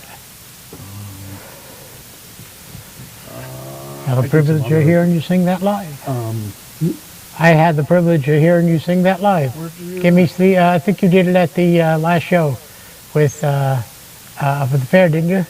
I thought you did. With Oh, who? that was maybe the Howl Wolf. Ken? the one with Ken? Yeah, I thought so. No, we did a. Oh, I know why you're thinking that, because we did that hybrid song of all those songs. Howard. together. Yeah. Okay. Yeah. Okay. So we used. Yeah. We did. Shoot. It was. That was the werewolf song. Sweet Home Alabama. We did Yeah. Sweet Home Alabama. Not Tuesday's Gone. Sweet Right. Home Okay. Alabama. But anyway, Amy Sue said butchered it like more, or more like it. Okay. well, some people's butcher is some people's hero. No, it'd more be like if I was singing, I'd be butchering it. He doesn't sing it. He sings it all right. I've seen a couple of my work at, doing karaoke, and it's like, how the hell am I? People are still sitting in the seats when I'm done. I just sent in a submission to be a cruise liner singer. Oh wow. They pay really good money. Oh, they do, yeah. They pay your. Plus, you go all them places all the time. You could, your Yep.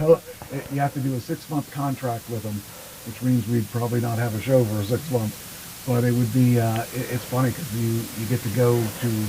They pay your flight. They pay your room. They pay your food. Yep. I think you get a $500 allowance or something a week, and then you get big bucks Yeah. Yeah. for doing what I love to do.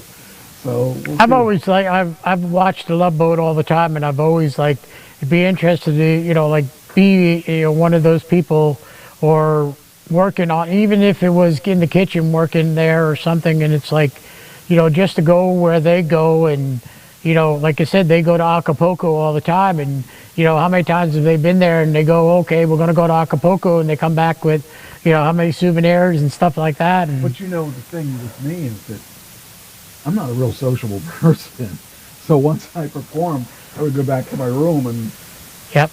just kind of like, I don't know. How many people would catch you before you get there? That's the thing. Could I get an autograph? Could I, ask you how many questions? And Nobody would ask me for an autograph. But I sent them in my resume, and I figured if they make me, if they're interested, we could talk. We could see what happens. But I don't know. It just would be interesting. I don't know if Trish would be able to, and Christine, lose you for 5 or 6 months. I don't know how I'd react to that. And that's too, what I'm because saying. that's a Them long two time. not being, unless they, you still would be able to obviously have phone contact, but still not being able to. She, like I do, and I know Double Trouble does, look forward to Tuesday night. It's like, even if I'll forget, like, okay, it's Tuesday, we got to go to the show, she'll remind me, and I know it's killing her not being here because she's sick, because she loves it as well as I do, and it's like, well, I would like to do it, but I don't want to do it for long periods of time. For Yeah. me, it would be like maybe a week here or there, but I don't know. Because I can't imagine, because I'm not really, I don't like big crowds of people, and and it would be like I'd do my job and I'd go to my room. That's it. Well, the thing of it is, would it be like the, what do they call it, the Acapulco Lounge or something in a small area like that? Or that's the thing, where would it be on the boat? I don't even know that they would take me because they wanted people that were between 25 and 40.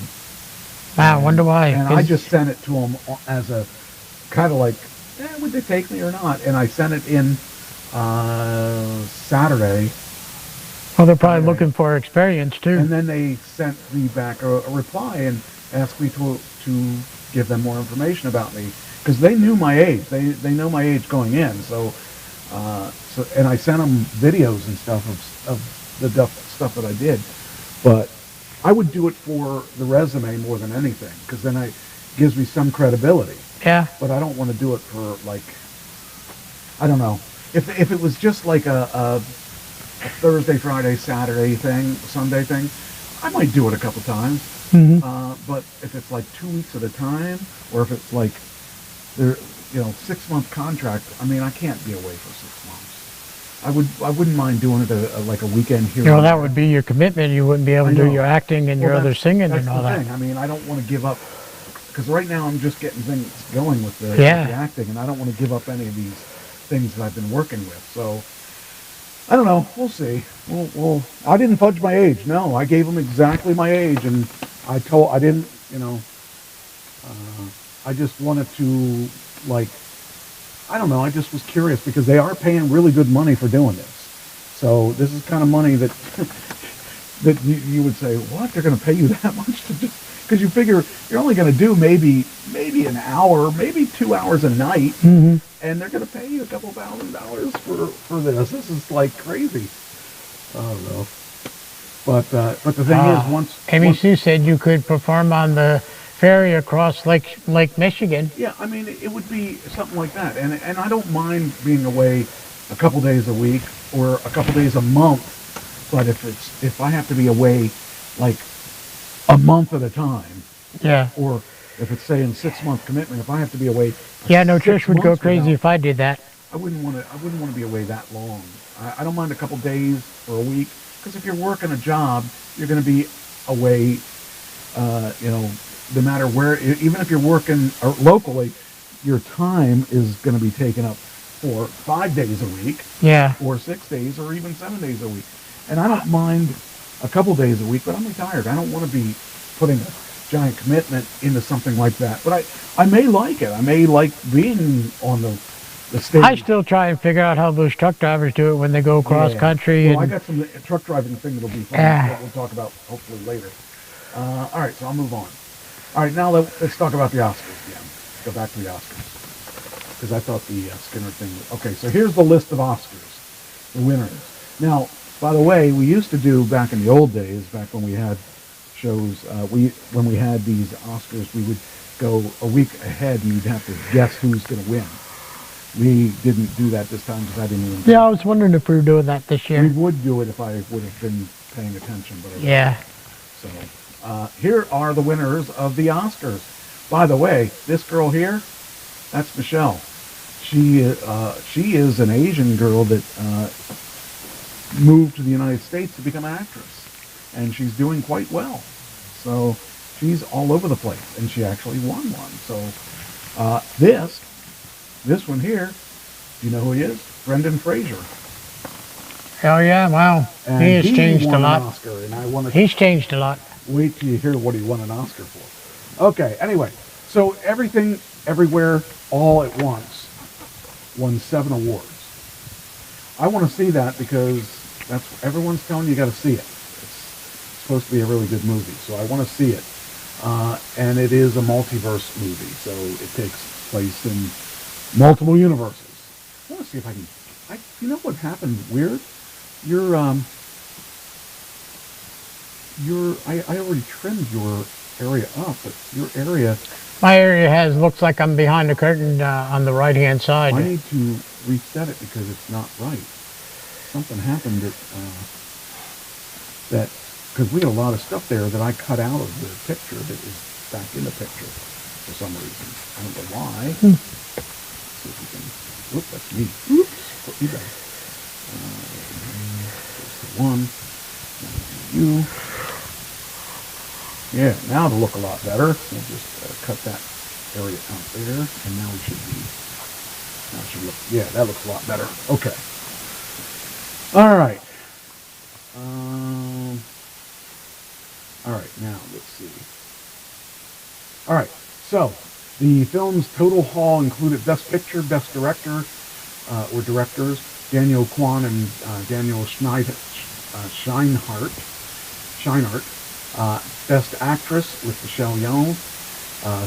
Best Supporting Actor, I don't even know how to pronounce the guy's name.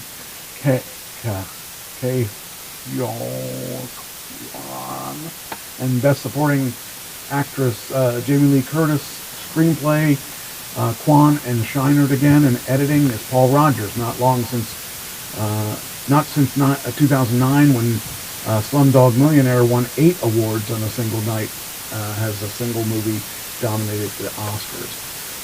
Everything Everywhere wins, were a landmark in Asian representation at the Oscars as well. Yeoh became the first self-identified Asian woman to win Best Actress, and just the second woman of color to ever win the award.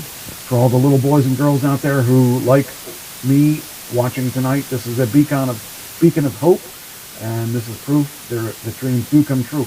I mean, she came from another country, Yeah. and she won that award. That's pretty big. So the crew at Everything Everywhere crew weren't the only folks who had a good night. The crowd also got revved up for Best Actor award, Brendan Fraser. Now, do you remember I said in here that I went to see The Whale? Yeah. He was in the movie The Whale, and he played this guy that was 600-700 pounds. And I thought, and this whole movie took place in basically one room. There was a second room, but he didn't really play. He wasn't in there that often, maybe 1 or 2 times. And then outside on his porch, they were in there for a period of time. But that's it. That's all they had for rooms. It was a low-budget film, and it was by A24, the production that, And now here's the interesting part. And Trish, if she's still out there, will like. It's past 8:30. She's in bed. Okay. Probably with Bear. It's interesting We're because trying to go to sleep, I should say. the director was Darren Aronofsky. Now, he's known for making a low-budget movie called The Wrestler in 2010 or 9 or something like that, because I auditioned for that too. And I didn't get that. But I wasn't a serious actor then, and I just thought it would be cool because it's a wrestling movie. Anyway, he won like every award out there that year because he had this low-budget movie, and it was interesting that everybody wanted to see this low-budget movie. It made a lot more money than they ever expected to make, and it was real. If you did you ever see that movie? No, I didn't. Okay, that's a movie you probably would like to see because it's interesting from a couple perspectives. One, it was low budget. 2, it was about wrestling, which nobody was making movies about wrestling, and really, I thought the most interesting part was that a lot of my friends were in it. So it was kind of interesting because of all those reasons. But anyway, so he made the Whale. Anyway, so here we are. The Best Picture winner was Everything Everywhere All at Once. It took out All Quiet on the Western Front. It took out Avatar. It took out The Banshees of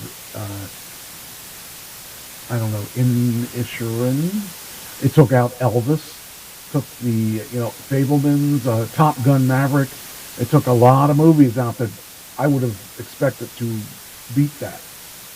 Best Actress, Michelle Yeoh, Everything Everywhere All at Once.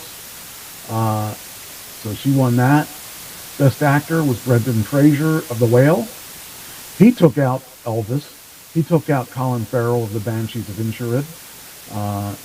He took out some pretty hefty people on that. Best Director, Daniel Kwan and Daniel Scheinart for Everything, Everywhere, All at Once. Best Editing, Paul Rogers, Everything, Everywhere, All at Once. See, that I got to see that movie because it won all these awards. Best Original Song, Natu Datu.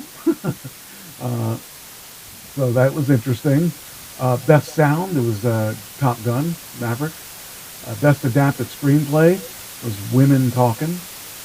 Let's see, Best Original, Adapted Screenplay. Best Original Screenplay was, again, Everything, Everywhere, All at Once. Best Visual Effects was Avatar. If you saw Avatar, it deserved that. Because the stuff they did in that movie was really, really good. Best Original Score was All Quiet on the Western Front. Best Production Design, All Quiet on the Western Front. Best Animated Short, The Boy, the Mole, and the Fox, and the Horse. I never heard of that one. Runner-up was My Year of Dicks. I don't know what that was about. I don't even know that I want to know.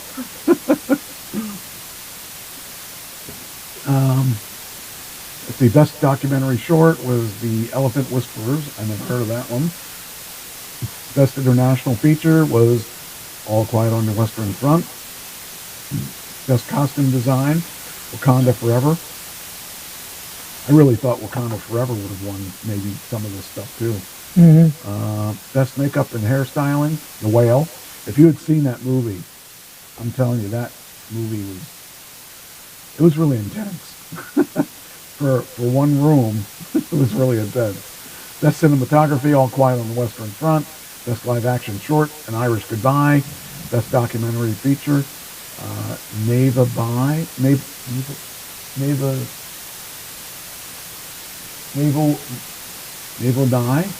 I don't know.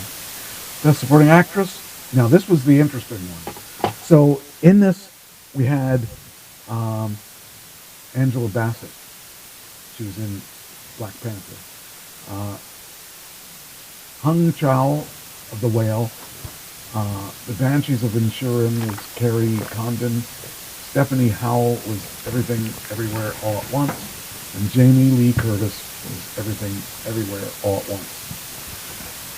Jamie Lee Curtis won the first award she's ever won in her life, and she's 64. Yeah. And she's been acting forever. Yeah, and I've seen her in a lot of things. She's gorgeous. I'm really surprised that this is her first one. Because of all the things that she's done, I'm really surprised that this was the first one.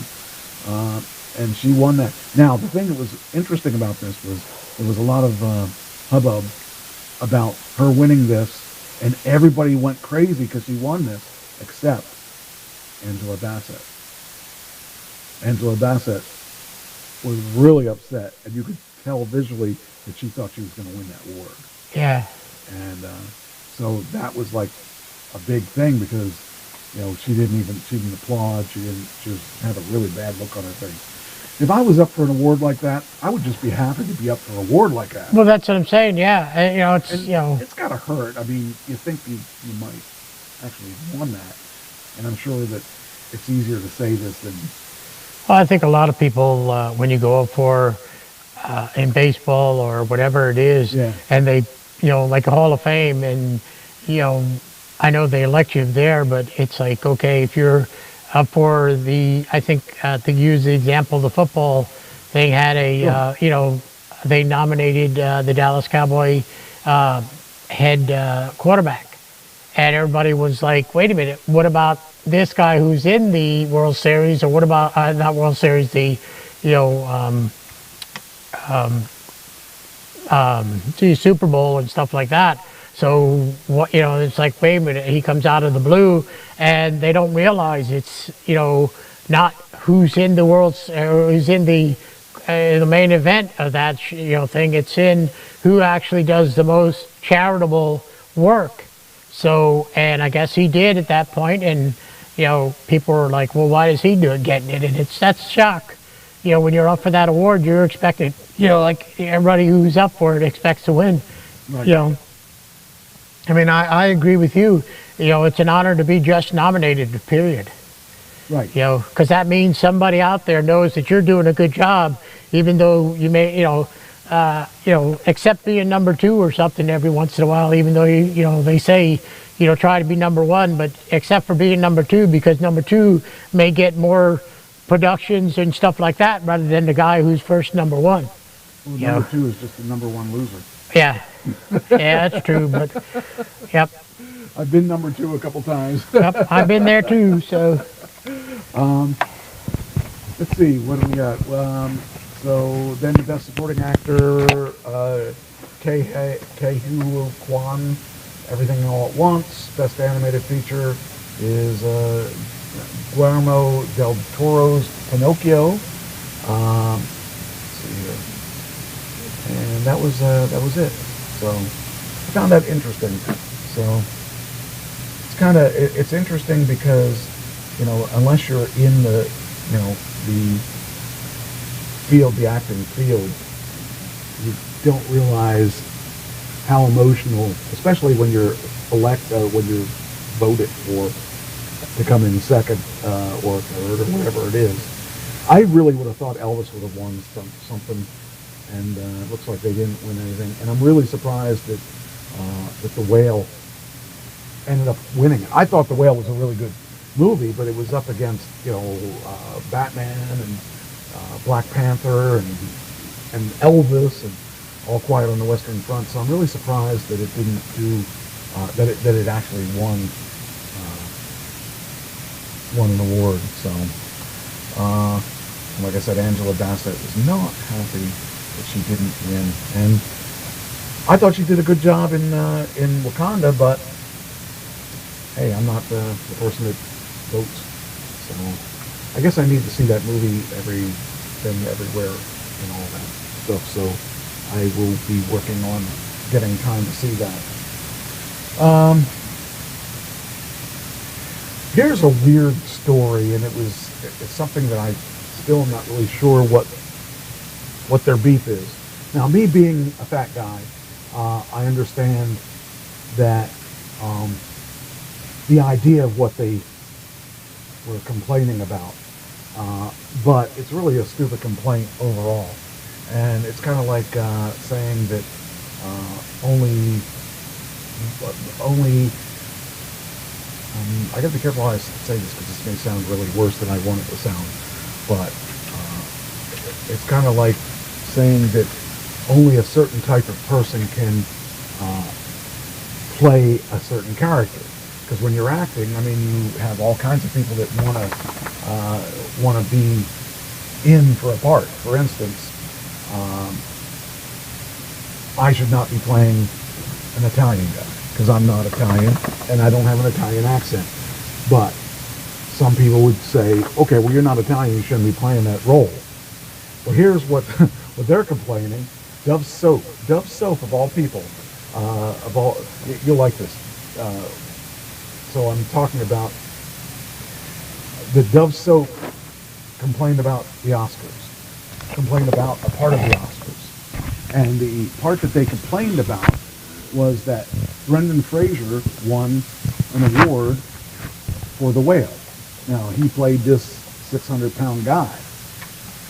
So he had to wear a fat suit because he's not 600 pounds. They felt that maybe a 600-pound person should play that role.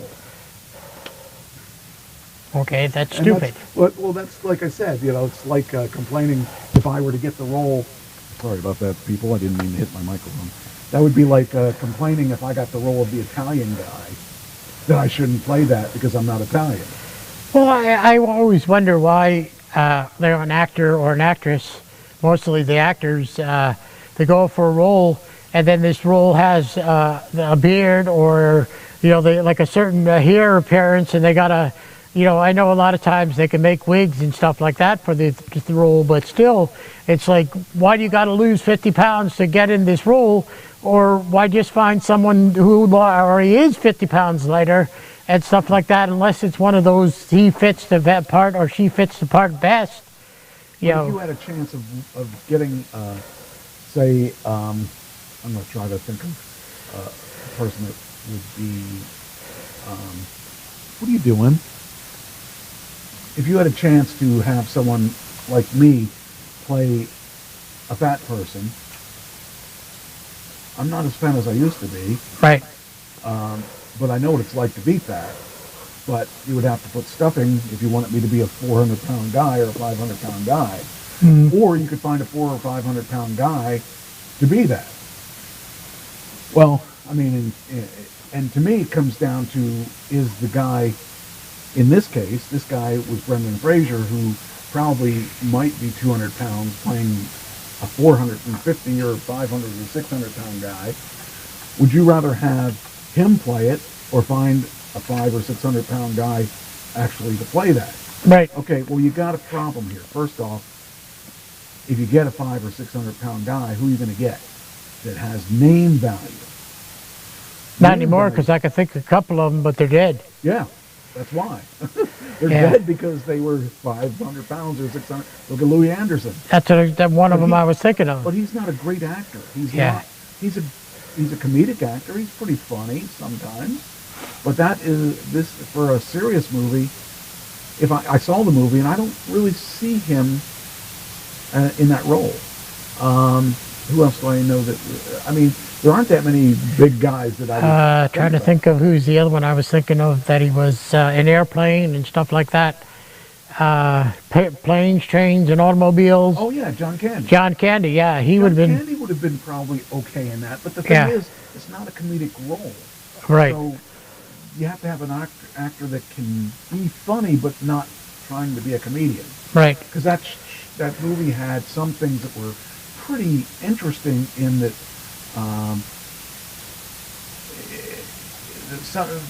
It was the jokes they had were not ha ha ha funny, and it wasn't Right. meant to be a comedy. So Brendan Fraser was a good pick, and he was actually quite good at it. And I couldn't tell as a fat suit. It was just really it was a good movie. But the thing is, the best thing I can say is to Dove soap brand, stay in your lane. I would say that too. I mean, why, You don't want to put some jabroni in there that's just because he's fat. If you put me in there when I was 468 pounds, I wouldn't have been an actor that is equal to Brendan Fraser. Brendan Fraser has been doing this forever, and he's good at it. And he has a regular role. He plays Doom Patrol. He's on. I don't know if you ever watched Doom Patrol. no. He's in Doom Patrol. He plays the mechanical Fred Munster type. He's got bolts in his neck and stuff. But anyway, so their big complaint is that they shouldn't be. It says soap and hygiene company Dove took a moral stand on Monday against the Academy Award-winning film The Whale, slamming it for starring an actor in a fat suit rather than featuring an obese actor. The toiletry company blasted the film in response to a tweet from an obese Twitter user who called out The Whale's hair and makeup team after it took home the Oscar for their work in the movie. The disgruntled tweeter said, "Our identity is not your costume." You know, there's always going to be someone out there that isn't going to like who they chose.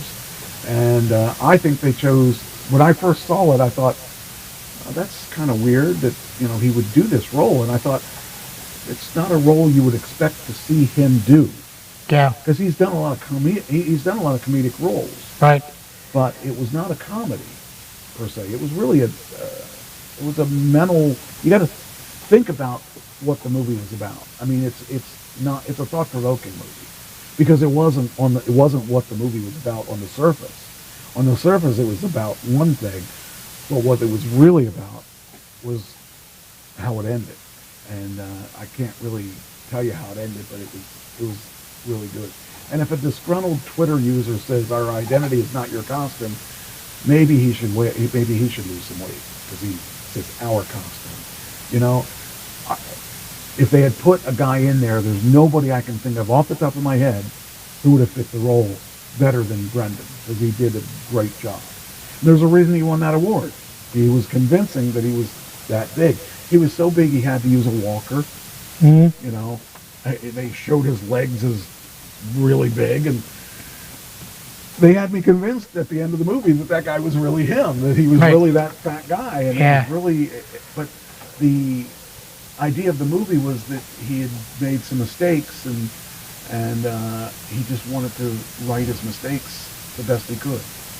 And it was actually a very good movie. So they just need to stay in their lane because they're not an acting company. Well, that's what I'm saying. It would be different if somebody, like another producer or something would be saying, hey, that or whatever. But a soap company, I mean, you know how many people now could turn to them and say, well, you made a comment about this actor, and I really like that actor, so I'm not buying your soap no more. Right. Well, Christine says, look at the Munsters Fred Gwynn in a suit. Yeah. Oh, wait a minute. The heavy guy cannot have the stamina. That's true. I think they need to look up the definition of acting. I think that's what Ann said. Well, I disagree with that. Whoever said the heavy guy can't have stamina because... Well, that size guy. I mean, I got to tell you something. I've seen people heavier than that actually. I'll tell you what. When I was 250, 260 pounds, and I was country line dancing, and there was a certain song that came on, I busted my ass, and I was sweating my ass off when I came off of that floor, and people were staring at me, going, how is a fat person like that moving totally across the floor back and forth that fast?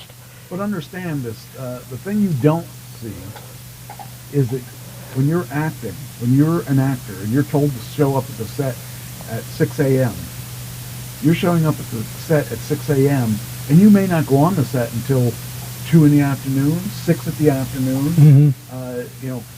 You have long days when it comes to that.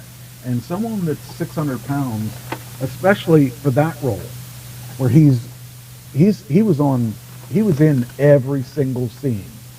And that meant he probably was in under the hot lights and stuff for probably 8 to 10 hours a day. Mm-hmm. Most fat people that size would have died from all that. And I'm serious when I say that, because it's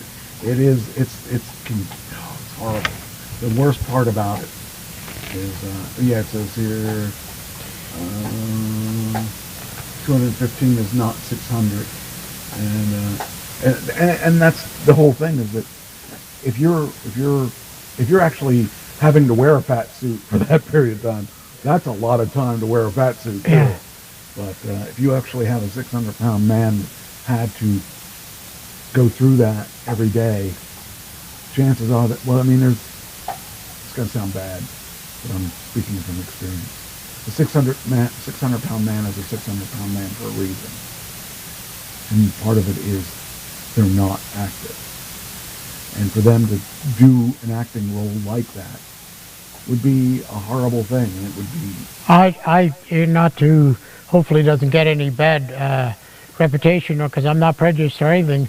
I've seen a lot of people just when I deliver either in DoorDash or do whatever, and or people just in general walking, and they're like 600 pounds or whatever, and I'm thinking, you see them barely can walk with a walker or whatever, and I'm thinking, why? Are they that happy that way? Or, I mean... If you ever watch My 600-Pound Life, yeah, that really tells you a lot. Yeah, it does, and that's what I see. I look at that and I'm thinking... If you've never been that size, yeah, and I have almost been that size, once you hit a certain point, you think, well, I lost 20 pounds. And then you gain that 20 pounds back Yep. and another 10. Yep. And because it seems impossible Yeah. to lose that weight. I was there when I was around 250. I kept on, wanting to get around 200 because I look at my high school look, and then I look at myself now, and it was like, well, what can I do? And unfortunately, I got into my depression rut, and that where I don't want to eat. And then, like I said, my mother died, and I didn't care. I wasn't eating breakfast. I wasn't eating lunch. I'd eat one meal a day, and I went and lost 60 pounds in a month. And my doctor looked at me and straight to me and go, "What the hell are you doing?" And that was her exact words. "What the hell are you doing? 60 pounds in a month is too much, too fast." And I told her, I was honest with her, I wasn't eating. Well, I skip meals, and they said you, with that being diabetic, you have to eat. right. Period. Think about this. There's 600 or 700-pound guy lost 100 pounds that month Hmm. because you think about it, 1,200 calories a day, Yep. and you're used to eating 8 to 10,000 calories a Yeah. day. Exactly. Yep. If you drop down to 1,200 calories Yep. after you're used to eating that, you will Yeah. lose that weight, and so it's. I mean, my therapist asked me today, "Are you eating now?" And I said, "Yeah, but I'm not, eating like I used to, as far as, or excuse me, what I used to eat, which is, a lot of certain things, a fried food or something like that, which has a lot of calories in it. Yesterday I ate a salad, and I went to Giant and I made myself a salad. Yeah, it costs, a little bit more expensive, but I ate that for lunch and I ate it for dinner, and it was like, so I took 1 and 2 meals out of it, and I'm not eating as much as I am. I'm drinking more water, and that has a lot of help with it and stuff like that. And But you see, you will never understand what someone like me or the 600-pound life people, yeah, unless you're that big. yeah. You I will wasn't, never- I wasn't that big, but I got to, like you said, at a point where I saw people around me, and especially my uncle, who went to sleep one night and never woke up. And I'm thinking, I don't know how heavy he was, but he was a little on the chubby side, drinker and all that. But I can't, they won't find out what he died of, but and it doesn't matter. But could have been the alcohol, could have been he had a heart attack during his sleep and no one was there. You don't know, and it's like I'm thinking, all these people around me are dying, which are mostly natural causes, and am I thinking, am I going next? And so I'm trying to do what I can, but then on the opposite side of that, people will say, you can jog, you can be on the healthiest person in the world, and you could die tomorrow, where the person sitting next to you could eat all the junk food he wants, or her, and they'll be dead. They'll live twice as long as you are. A good example is Rambo. Jack Yeah. Rambo. I mean, he's my age, Yeah. and he took good care of himself, and he retired from wrestling, and wasn't more than a year later, Yeah. he had a heart attack, and I'm thinking to myself, wow, I dodged that bullet somehow. 'cause Yeah. I was always heavy, and he Yep. put on some weight, but not. If you had asked me who would die first, I would have guessed it would be me. Well, that's Now, I exactly still it. might- I Yeah. still may be the one, but he was clinically dead for 7 minutes. So, Yeah. Yep. Oh, that's crazy. All right, time to move on to I'm going to save these 2 articles. I didn't realize it's almost 9:30. Well, okay. That's so- because we've been having a good time. And The Mike and Mike show is pretty good. so we'll talk about other. And we didn't even get to watch any of this. We all come with an expiration date. No sense worrying about it. Yeah. Okay. That's one way to look at it. So, mom Go ahead. blames labor meds for hilariously misspelling her daughter's name on the birth certificate. This is really bizarre. So this girl, all her life, thought her name was Gabrielle Mayer. Okay? Her mom told her that's her name. So she all her life, that's what she went by. And I guess she needed to Needed a birth certificate, found her birth real name. certificate. Yes, and she found out later she was not Gabrielle Mayer. And I'll tell you, that's sometimes what I sometimes wonder, like some of the names that people have, where they derive from, and it turns out her name. Wait a minute, as soon as it comes back, there we go. All right. So Gabrielle Mayer was 15 years old when she uncovered a hilarious family secret. My mom and I were at the DMV picking up my learner's permit. She's now 24, she says. I can't explain how excited I was to be able to drive. Hey, when I got my learner's permit, I was like, Oh yeah, exactly. Me too. And Yep. when Mayer's number was called, she sprinted to the counter. I felt like I had been waiting my whole life for that moment. But Mayer was about to hit a major snag. What do you think it was? Her name was wrong, yeah. obviously. Do you want to guess what her name was? You're not going to guess. I'm not going to. Mary something, I don't know. Okay, so here's her name. The guy asks for my social security number, and I give it to him. He puts it in the computer, and he's like, I'm not seeing a Gabrielle Mayer. Mayer repeated the information, hoping it would resolve the information or issue, but her name and social security still didn't match. Then he goes, I do have a Gabrielle Mayer. Oh my God. Mayer's mother, Ellen, let out an audible gasp followed by a, oh no. She was drunk enough when she had her or high enough when she had her, she put the wrong name on the birth certificate. Mayer was confused. I'm like, what do you mean, oh no, she says. That's when Mayer learned about the typo on her birth certificate.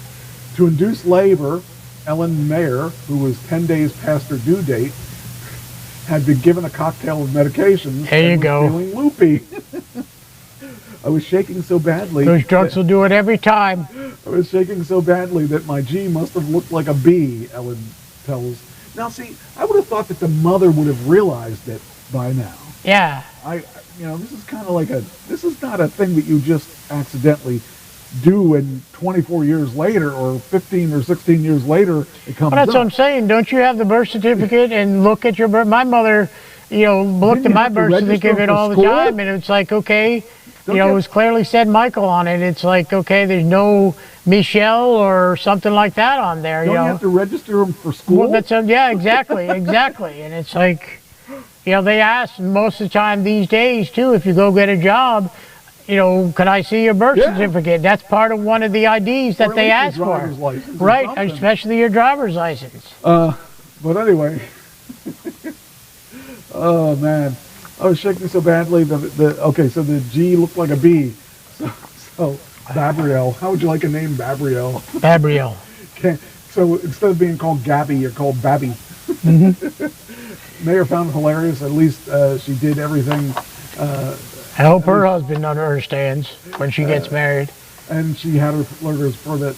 I was really upset at the moment, but now it's a fun fact. So after Mayor shared her story on TikTok, she discovered that she's in good company. My name was... Wouldn't the father understand too? It's like, Here you go. Here you go. This is good. My name was Ashley. Instead of Ashley for 20 years, one person wrote. So they A-S-L-H-E-Y, Ashley. Another said, my mom told me for 12 years my name was spelled Liliana, but on the birth certificate it was spelled Lily. Well, that's not. She into something? I hear something. I think she has her phone. Is that a bone? I hope so. Let me get up and see. So, but it's funny because, it's Carmen.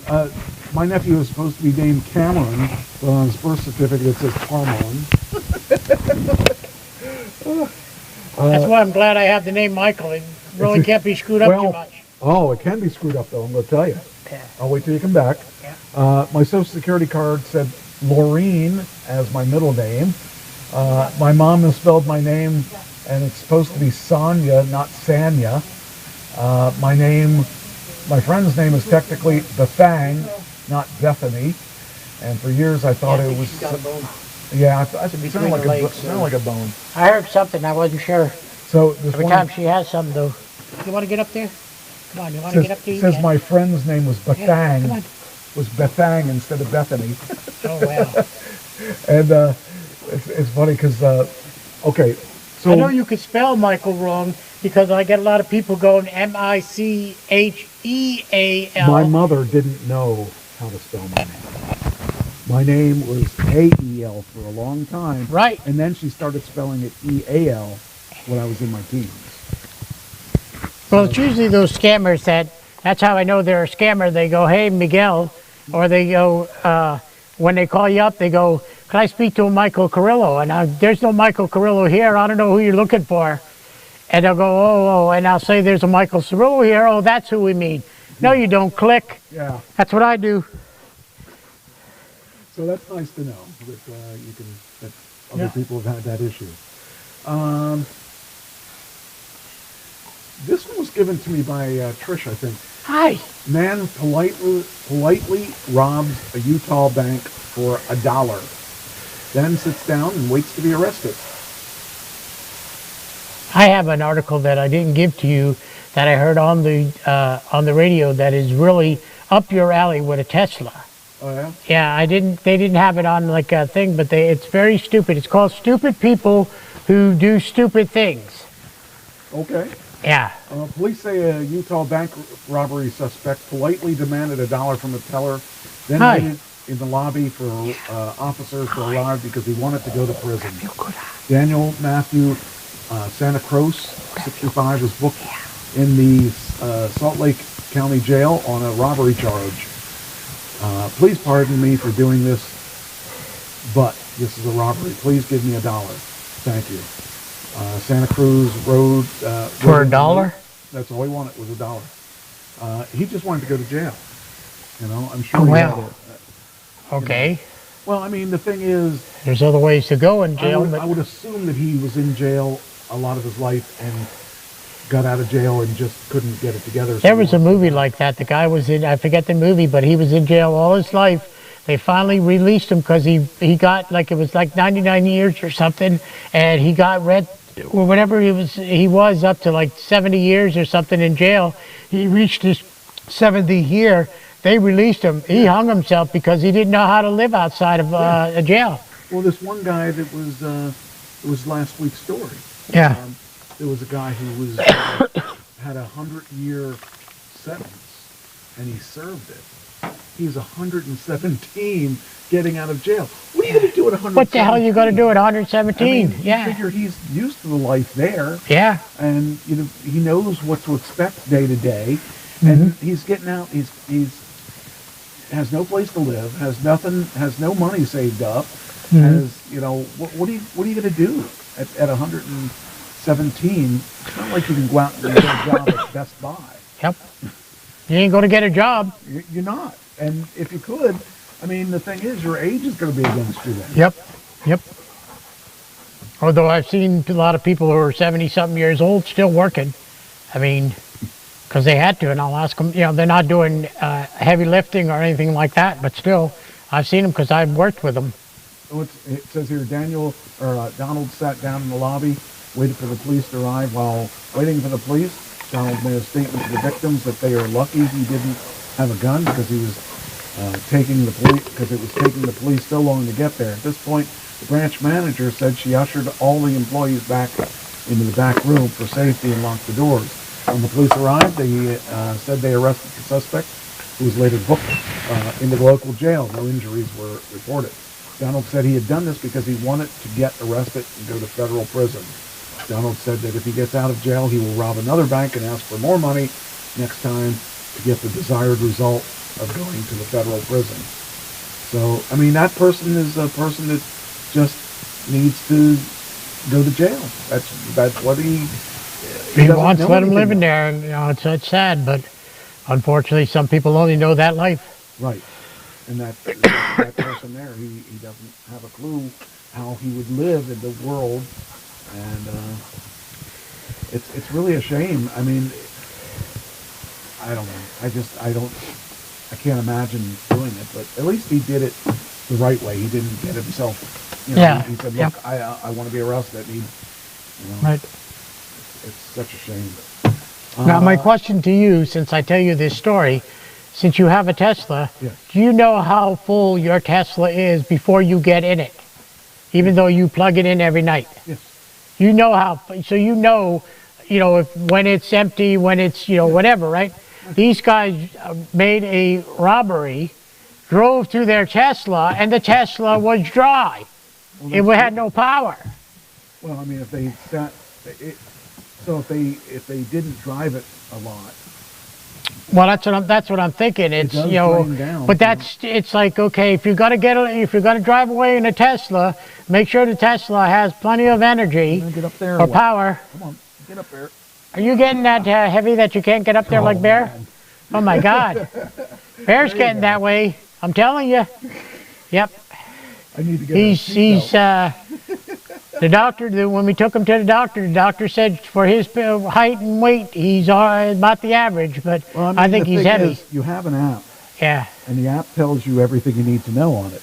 And basically, I need to. They I need- probably just didn't do that other, to look at it before they did it, but Well, basically, for every day, I don't charge it up every day. Right. 'Cause I want to have the capability to charge it for long distance, like tomorrow.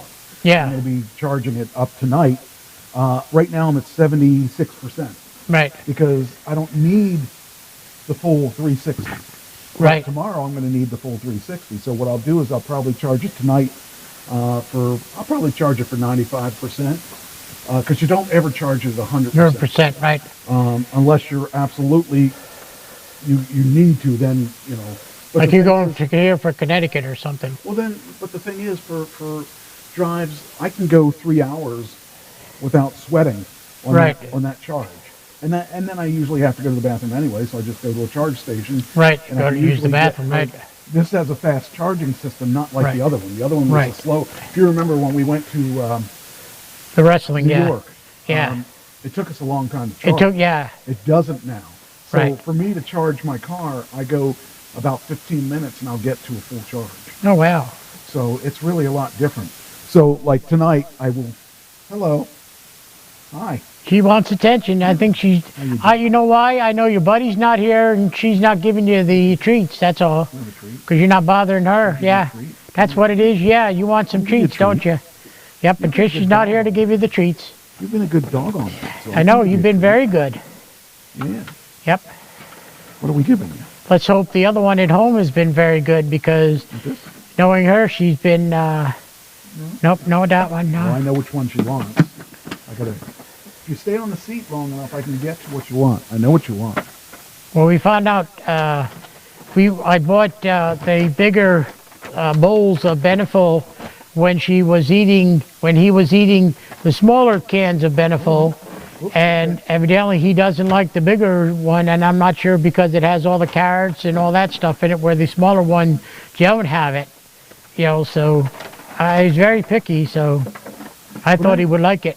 Anyway, I mean, you really have to be a moron not to. Well, that's what I'm what saying. you They, need to do. why would you, if you're going to do something and you know you're going to use that kind of car, make sure it's full or make sure it's 3/4 of the way full, or at least something where you can get away. They couldn't even get away, and they got arrested. Well, that's good. Yeah.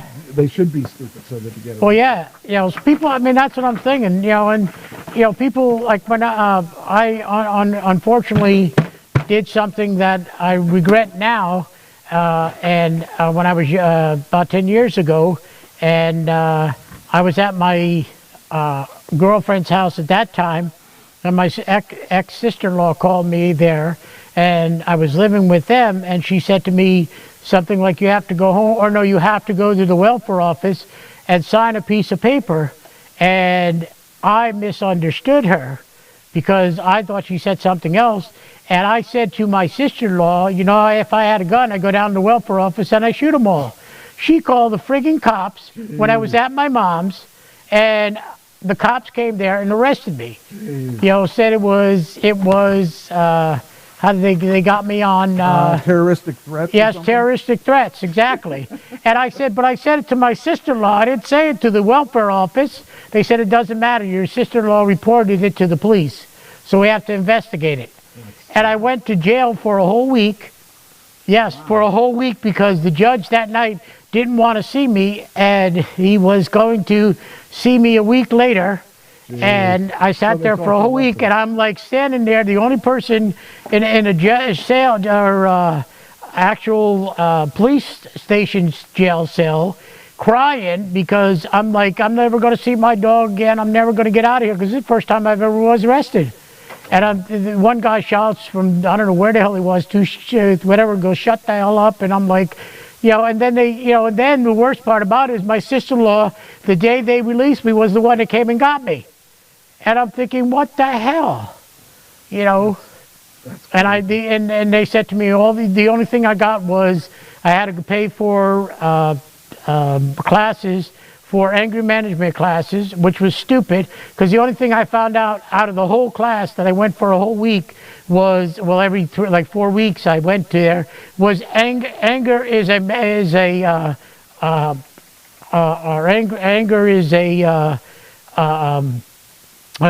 do they call it, emotion. Right. And we have to learn how to control it. Well, hell, I could have told you that. It's like, so I paid like $500 for these 5 classes, or something like that, or a whole month's classes, and I'm thinking that's all you get out of it? What the hell? And I wasn't allowed to contact the welfare office of Coatesville anymore. Anything had to be by phone or whatever, so it's like, yeah, it's like, that's how, I still can't believe she did it. Here's a feel-good story, not really. Zebra killed by police after attacking the owner in Ohio. Oh. I don't even know if it's legal to own a zebra. I know it's legal in Arizona to own a zebra or all those kind of animals. Because when I went to, my dad lived in Arizona, I saw farms of Hispanic people, no offense to Hispanic people, they owned a lot of those animals and stuff like that. But where do you get a zebra? I don't know. That's what I'm saying. I don't Get know. a horse But they, and paint them, maybe. And yeah, I don't know. I don't know. They own a lot of weird animals. It's not like it's a local. It's not like you can go down to the dog shop and order. Yeah. Hey, I want zebra, a zebra for Friday, please. Zebra. And it must be a normal size, not a big one or a little one. Yeah. It's just unbelievable. It's just like, I heard this. I said, okay, so in Circleville, Ohio, a zebra. Mary knows what that is. A zebra attacked its owner at an Ohio home and bit the man's arm before it was fatally shot by a sheriff's deputy. The attack occurred at 5:30. Now, maybe that zebra should have had anger management. There you go. Yep. Around 5:30 Sunday, when the sheriff's deputies responded to the home and found a man in a fenced-in field lying on the ground. The large male zebra continued acting aggressively and charged at the deputy's cruiser that had been positioned to keep the animal away from the victim. One deputy was able to briefly scare it away using the cruiser's horn and sirens, but the zebra continued to charge at deputies and first responders. That deputy was really pissed. I mean, that zebra was really, really mad at somebody. Well, I'll tell you what. I'm going to say 20 to 30, maybe 25 years ago, I was with a friend of mine, and he was helping this gentleman on his farm, and he would help him haul junk and everything. And this guy had a what was it? He had a black dog, and he named him Blackie. And I'll tell you what, this dog, if you would put it like a feeding bowl, he would hump the bowl. And this was like, and he had a what do you call it? What's an animal that does bah? Is it lamb or a sheep? Yeah, he had a goat. And this son of a gun, I swear, he named it Baba. And I swear, he told me one time, because he kept on following me, he said, hit him over the head with a piece of wood or something. I did that. I swear, if my friend didn't have a truck, and I had to stay in that truck bed afterward because he charged me and he kept on pushing the truck bed to get me out of there. And it was like, and I figured, okay, it's only a one-time thing and he'll forget about it. The next time I went there, don't you think I got out of that truck? Because he knew me and he remembered me. I swear, they're not dumb. It says here, it's not clear what caused the zebra aggressive behavior, but officials say it may have been trying to protect some female zebras that were in the same field. The zebra owner was hospitalized but is expected to recover. No other injuries to humans or animals were reported. This is the part I didn't realize. Zebras are not considered exotic animals. So I guess you can have one. There you go. I'll tell Trish to run right out and get a zebra for us in the backyard. I'll see that. I'll see that happening. You better fence that yard in. I'll tell you that, yeah. I'm working on that too. I finally got a lead for the son of a gun when he goes out because he kept on trying to get out of there. And I said, well, she goes to me, I said, why can't you put a fence across the back that, open up or something? She goes, I don't know if we could do that. So I finally bought a lead. You put it in the ground and he goes out on the lead. He goes potty. He goes wherever he wants to. And, This next woman deserves an award. The stupid award? Well, the best Dummy mother- award? the best mother of the year award. Oh, I think I did see this Woman one. charged with DUI after speeding nearly into vehicles with a 4-year-old. Yeah, I did see this In the article. I didn't car. read it, but I saw She it. was drunk. I can't believe. Why can't people stop drinking with? I mean, if you're gonna drink by yourself. But why cause other people issues, or especially? I just, kids? I can't, I didn't know. I used to be a member of well, I still am, the Thorndale Fire Company, and I see people in there all the time, and I drink only soda at that time and maybe one beer or something, because I can't understand how you get drunk as heck and then drive home, even though it could be 5 miles down the road. And then the thing of it is, the cops are out there, and they just seen you come out of a bar, and I'm thinking, do they just let them go because they're fire people, or do they whatever do? And I can't understand that. And then you get these people who drink and drive, and I never drink and drive. I'll drink at home, or I'll drink and have Trish, drive, and that's one of our rules. If you drink, I drive. If you drive, I drink, or whatever. We always make sure before we start. I didn't have this on our list of things to talk about, but this looks like it would be interesting. Gwyneth Paltrow reveals the weirdest wellness practice that she does involving her rectum. What do you think it is? I have no idea. You're going to be wrong regarding. I was going to be wrong anyway. Because it's so weird. I don't know why. Produces a baby without actually the baby coming out. I don't know. She'd definitely be too old for that. Yeah, I know that. I would think she's in her 50s at least. No, she I just saw this on Twitter, so it's got to be true. It's in the internet. So she, the Goop founder called the procedure, which involves a catheter inserted into the colon to deliver a powerful gas. Pretty weird, but helpful. She says she's cherished wellness practices involving the rectum. She's 50 years old, and I have used ozone therapy rectally. Can I say that? The Iron Man actress says it's pretty weird, but it's helpful. The procedure involves a catheter inserted into the colon to deliver a powerful gas. Some proposed benefits of the rectal ozone therapy include reduced pain and inflammation, increased energy, improved metabolism and circulation, stimulated immune system, detoxification, anti-aging, and fighting bacterial infections. Oh, man. Well, she says, Christine said, Yeah. coffee enemas, but this isn't a coffee enema, is it? This is, I don't know, it doesn't sound like a coffee enema. It doesn't say anything about coffee, but that's pretty weird. Yeah. All right, then we got,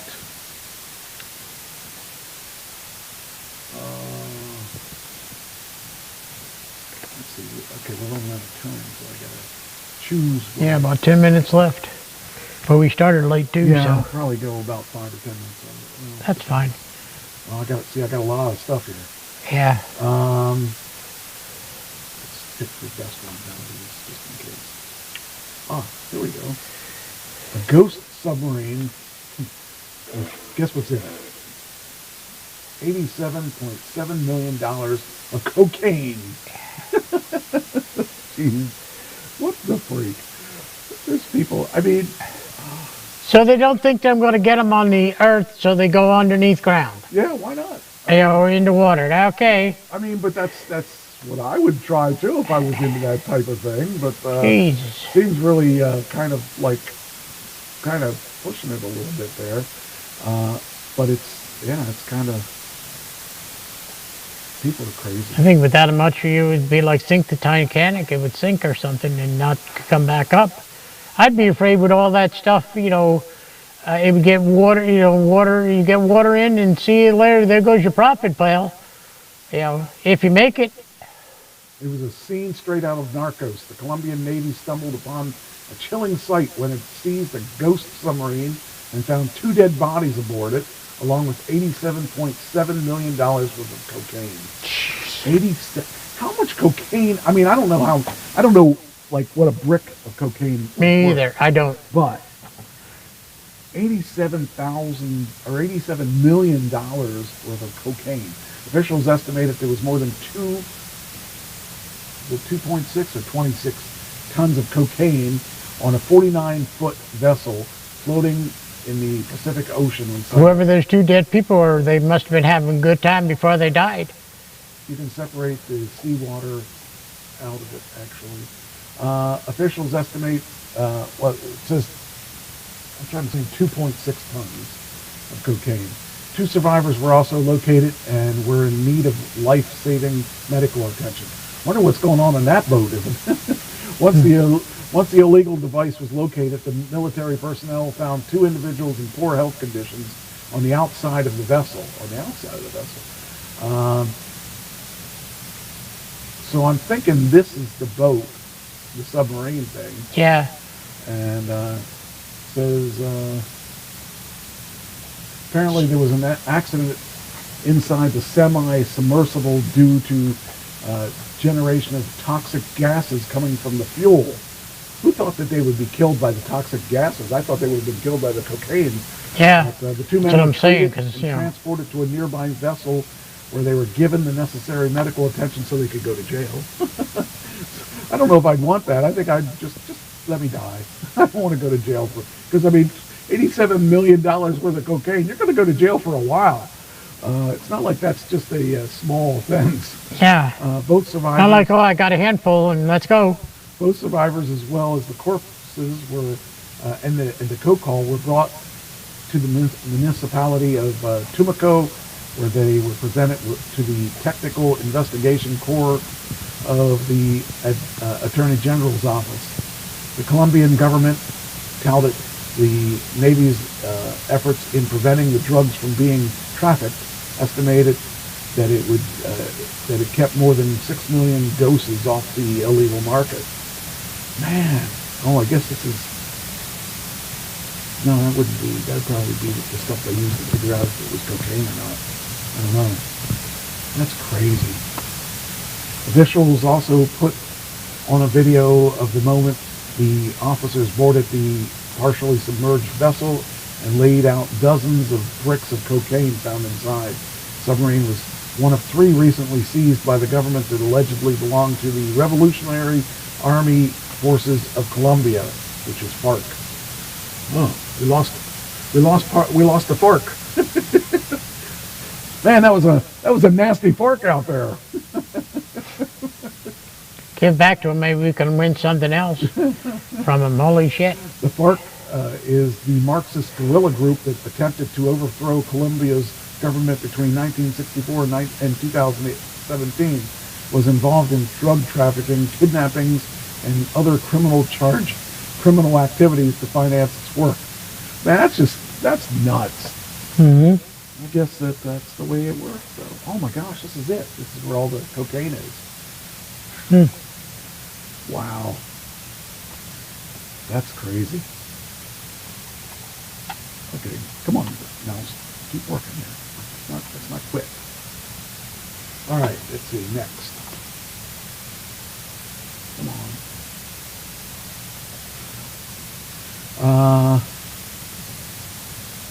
Then, where's that? Oh, there it goes somewhere. Okay.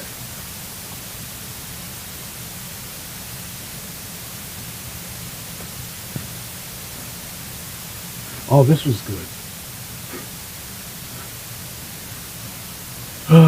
You got to really, truly believe something if you're going to put yourself at risk. What this guy did. As soon as my mouse comes back. Okay, mouse. Don't lose me now. Okay. You didn't feed them all day long, Mike. Why is my mouse nowhere? I should have a mouse somewhere. Come on. You're telling me I can't move anything? I have no mouse. I have no mouse anywhere. Wait, there it is. There it is. We'll see. Back. Get in it this So way. this is all from this update that I got. This update has been a major foobar here. Okay. This Minnesota dad, is he a Is he a hero or is he a zero? This is the question. Dad kills elderly man who was a sex offender with a moose antler. I mean, He fills. I can't make this stuff up. This is so strange. But okay, so he has I think I did see this, and I never thought reading the article, but it was like he actually killed them with the moose. moose antlers. So, Question is, why would he? First of all, why was he going after him? You know, okay, here's the reason. He has a daughter, and this man was guilty. Oh, well, okay, I'll read it for you. A Minnesota dad confessed to killing a sex offender he believed he had once stalked his toddler daughter, and even Okay. finished him off with a moose antler. Levi Axtell, 27, walked into the police station on March 8th, covered in blood, fell to his knees, and told cops he fatally beat Lawrence Scully, 77, with a shovel. He added he finished the job with the moose part. With his hands on his head, Axtell then demanded to be handcuffed and threatened to hurt others if he wasn't restrained. The Cook County Sheriff's Office said that they found Scully dead in his home about 2 hours north of Duluth in Minnesota. So here's the deal. I actually think he was somewhat justified, so that's why I'm saying the nice things about him, because this guy was convicted. Was he convicted? He was convicted. did they actually arrest the guy, or just Well, they slap him on the wrist, so to you speak? talking about the killer? Yes. Okay. A witness called 911 after seeing someone smash a car into Scully's drive and run into the older man's home. Then the witness heard screaming. Scully had been convicted of molesting a 6-year-old girl in 1979. The pair had a long history of conflict, according to the reports. In 2018, Axtell accused Scully of stalking and attempting to groom his then toddler daughter at her daycare by parking his van at the facility. And he tried to obtain a police protection against the older man. The request was granted, but it was only dismissed a couple weeks later. About 2 years later, Axtell posted "Only Cure for Pedophiles, a Bullet" on Facebook. Axtell was arraigned Friday for second-degree murder charge and is being held for $1 million bond. There had been recent allegations against Scully, but Cook County Sheriff told the Associated Press that they didn't reveal anything, and most of the reports were regarding harassment. So it's one of those things that they had nothing on him. And this father was really upset because he had he had been convicted of something only to be overthrown. And he was just frustrated because, hey, if I had a daughter and somebody was out there. Well, I would too. I mean, if I had a daughter, which, technically I do, and they were doing the same thing, even though they're not toddlers anymore, I think I would do. I don't know if I would go that harsh, but I would basically, do something. I wouldn't like it. I don't think I'd go as far as killing the person, but, Well, he wouldn't be molesting any more kids. I know that's true. That's true. But Here's another weird one. Execution delayed for a child killer, Andre Thomas, who gouged his own eyes out, and he ate one. ow! The Well, it's better to eat sick his. fucking people. Well, I mean, the thing is, when people are that sick, I hope they threw him away in a mental state of building or well, he something. was supposed to die of execution, Oh, and he was trying to get out of the execution. by eating his eyes? Well, there was a request for a stay of execution. Actually, the second story on this is that he actually has been trying to not be executed. But personally, I think That's not. I don't think that's the way to do it, though. well, if he's blind, he's not going to be molesting anybody, probably. Yeah, but still, it's like, okay.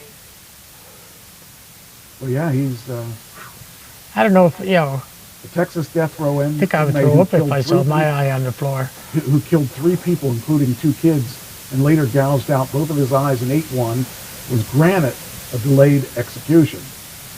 Andre Thomas, 39, was sentenced to death for a 2004 killing of his estranged wife, Christine, and their 4-year-old son, Andre Lee, and their 13-year-old daughter, Leah Marie.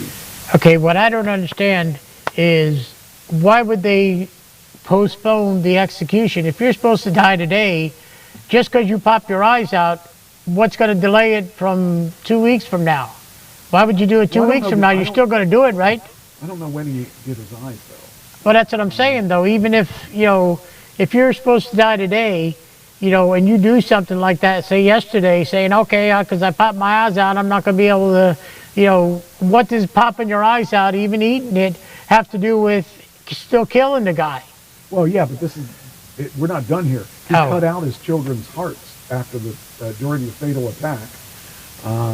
He was to be executed April 5th, but the state district judge issued an order on Tuesday withdrawing the execution date.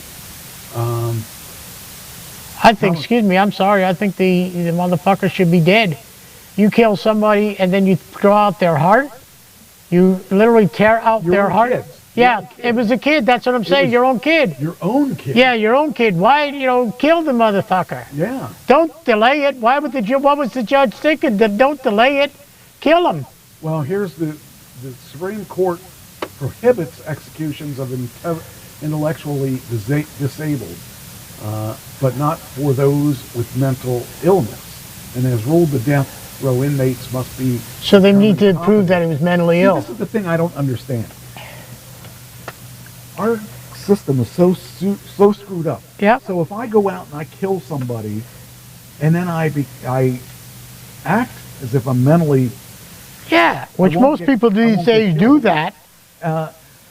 but even if they are mentally messed up, they especially should go. Yeah. And I don't have a problem with killing them. I think that they deserve to go because I would rather they be gone than they ever have a chance. And why should we pay for them to be alive if they're mentally disabled and all that stuff? And if you caused someone to die, if you physically killed somebody, Yep. that's it. I think Especially your own family, and then take person like their heart out or something. What you're telling me you're sick? Yeah. Why should you be on this face of the earth anymore if you're that sick? dangerous. You're a dangerous person. You should be- Exactly. I How think many that- more people are you going to kill like Personally, I that? think that if you're a killer that is that brutal, there's no chance for rehabilitation. And even if you are Exactly. rehabilitated, why should you be given that second chance? Exactly. Just kill yourself. I'll give you a pill. Just take it.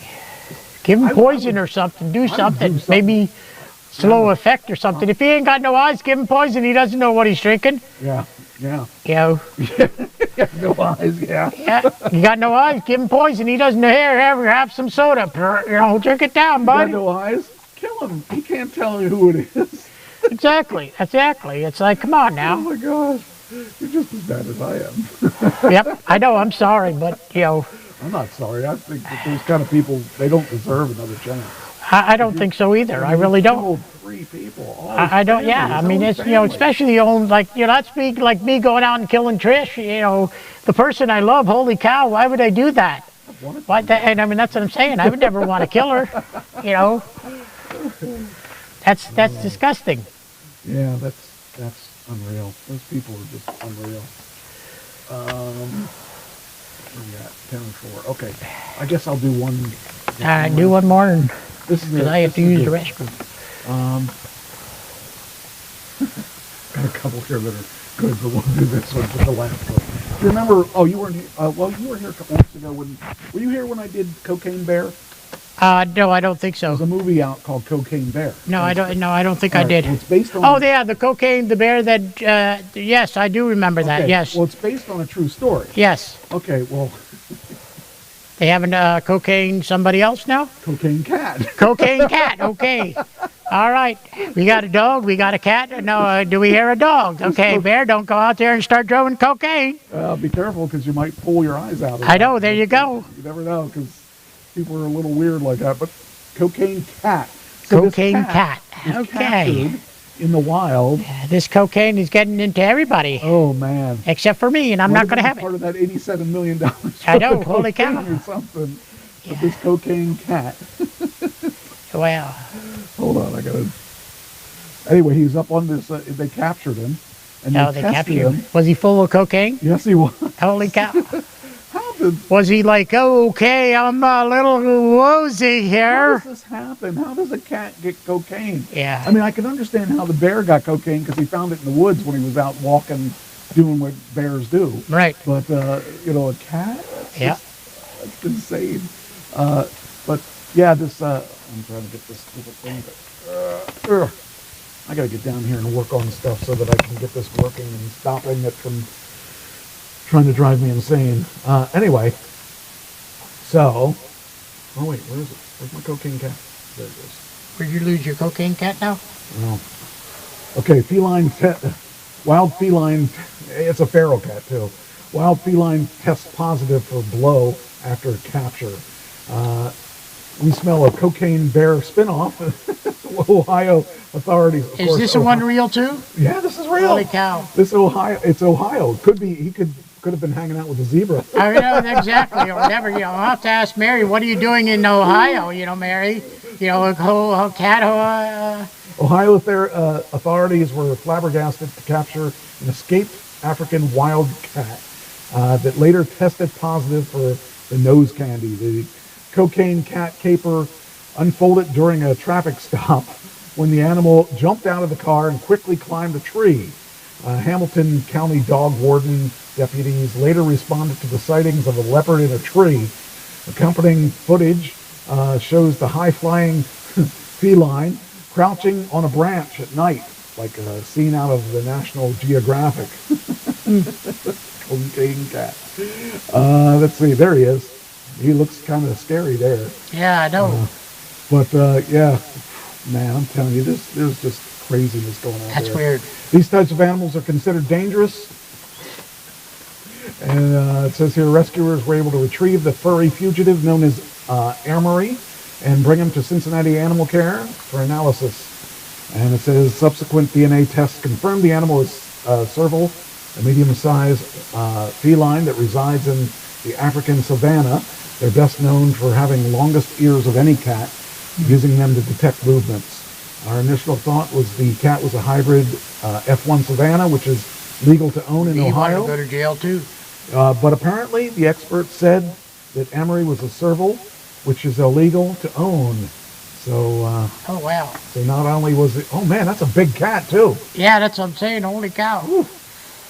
And that I don't wasn't the only. understand some of these people these days. Why did they own, They gotta have that special animal that nobody else has. yeah. So it says here, toxicology came back that was positive for narcotics, and the stimulant may have helped to keep the cat out long enough, and it suffered a broken leg during capture. That's a If big he had the cat. cocaine, he wouldn't have feeling the broken leg. Anyway, on that note, I think we're going to go. Yeah. And hopefully next week we will Hopefully have I'll be here. Or issue is maybe, fixed who tomorrow, knows? or next week. So we will talk to you later on, and have a good night. Yeah. Oh yeah, that's right, you can't hear it. Da da da da da da da, we're still the one.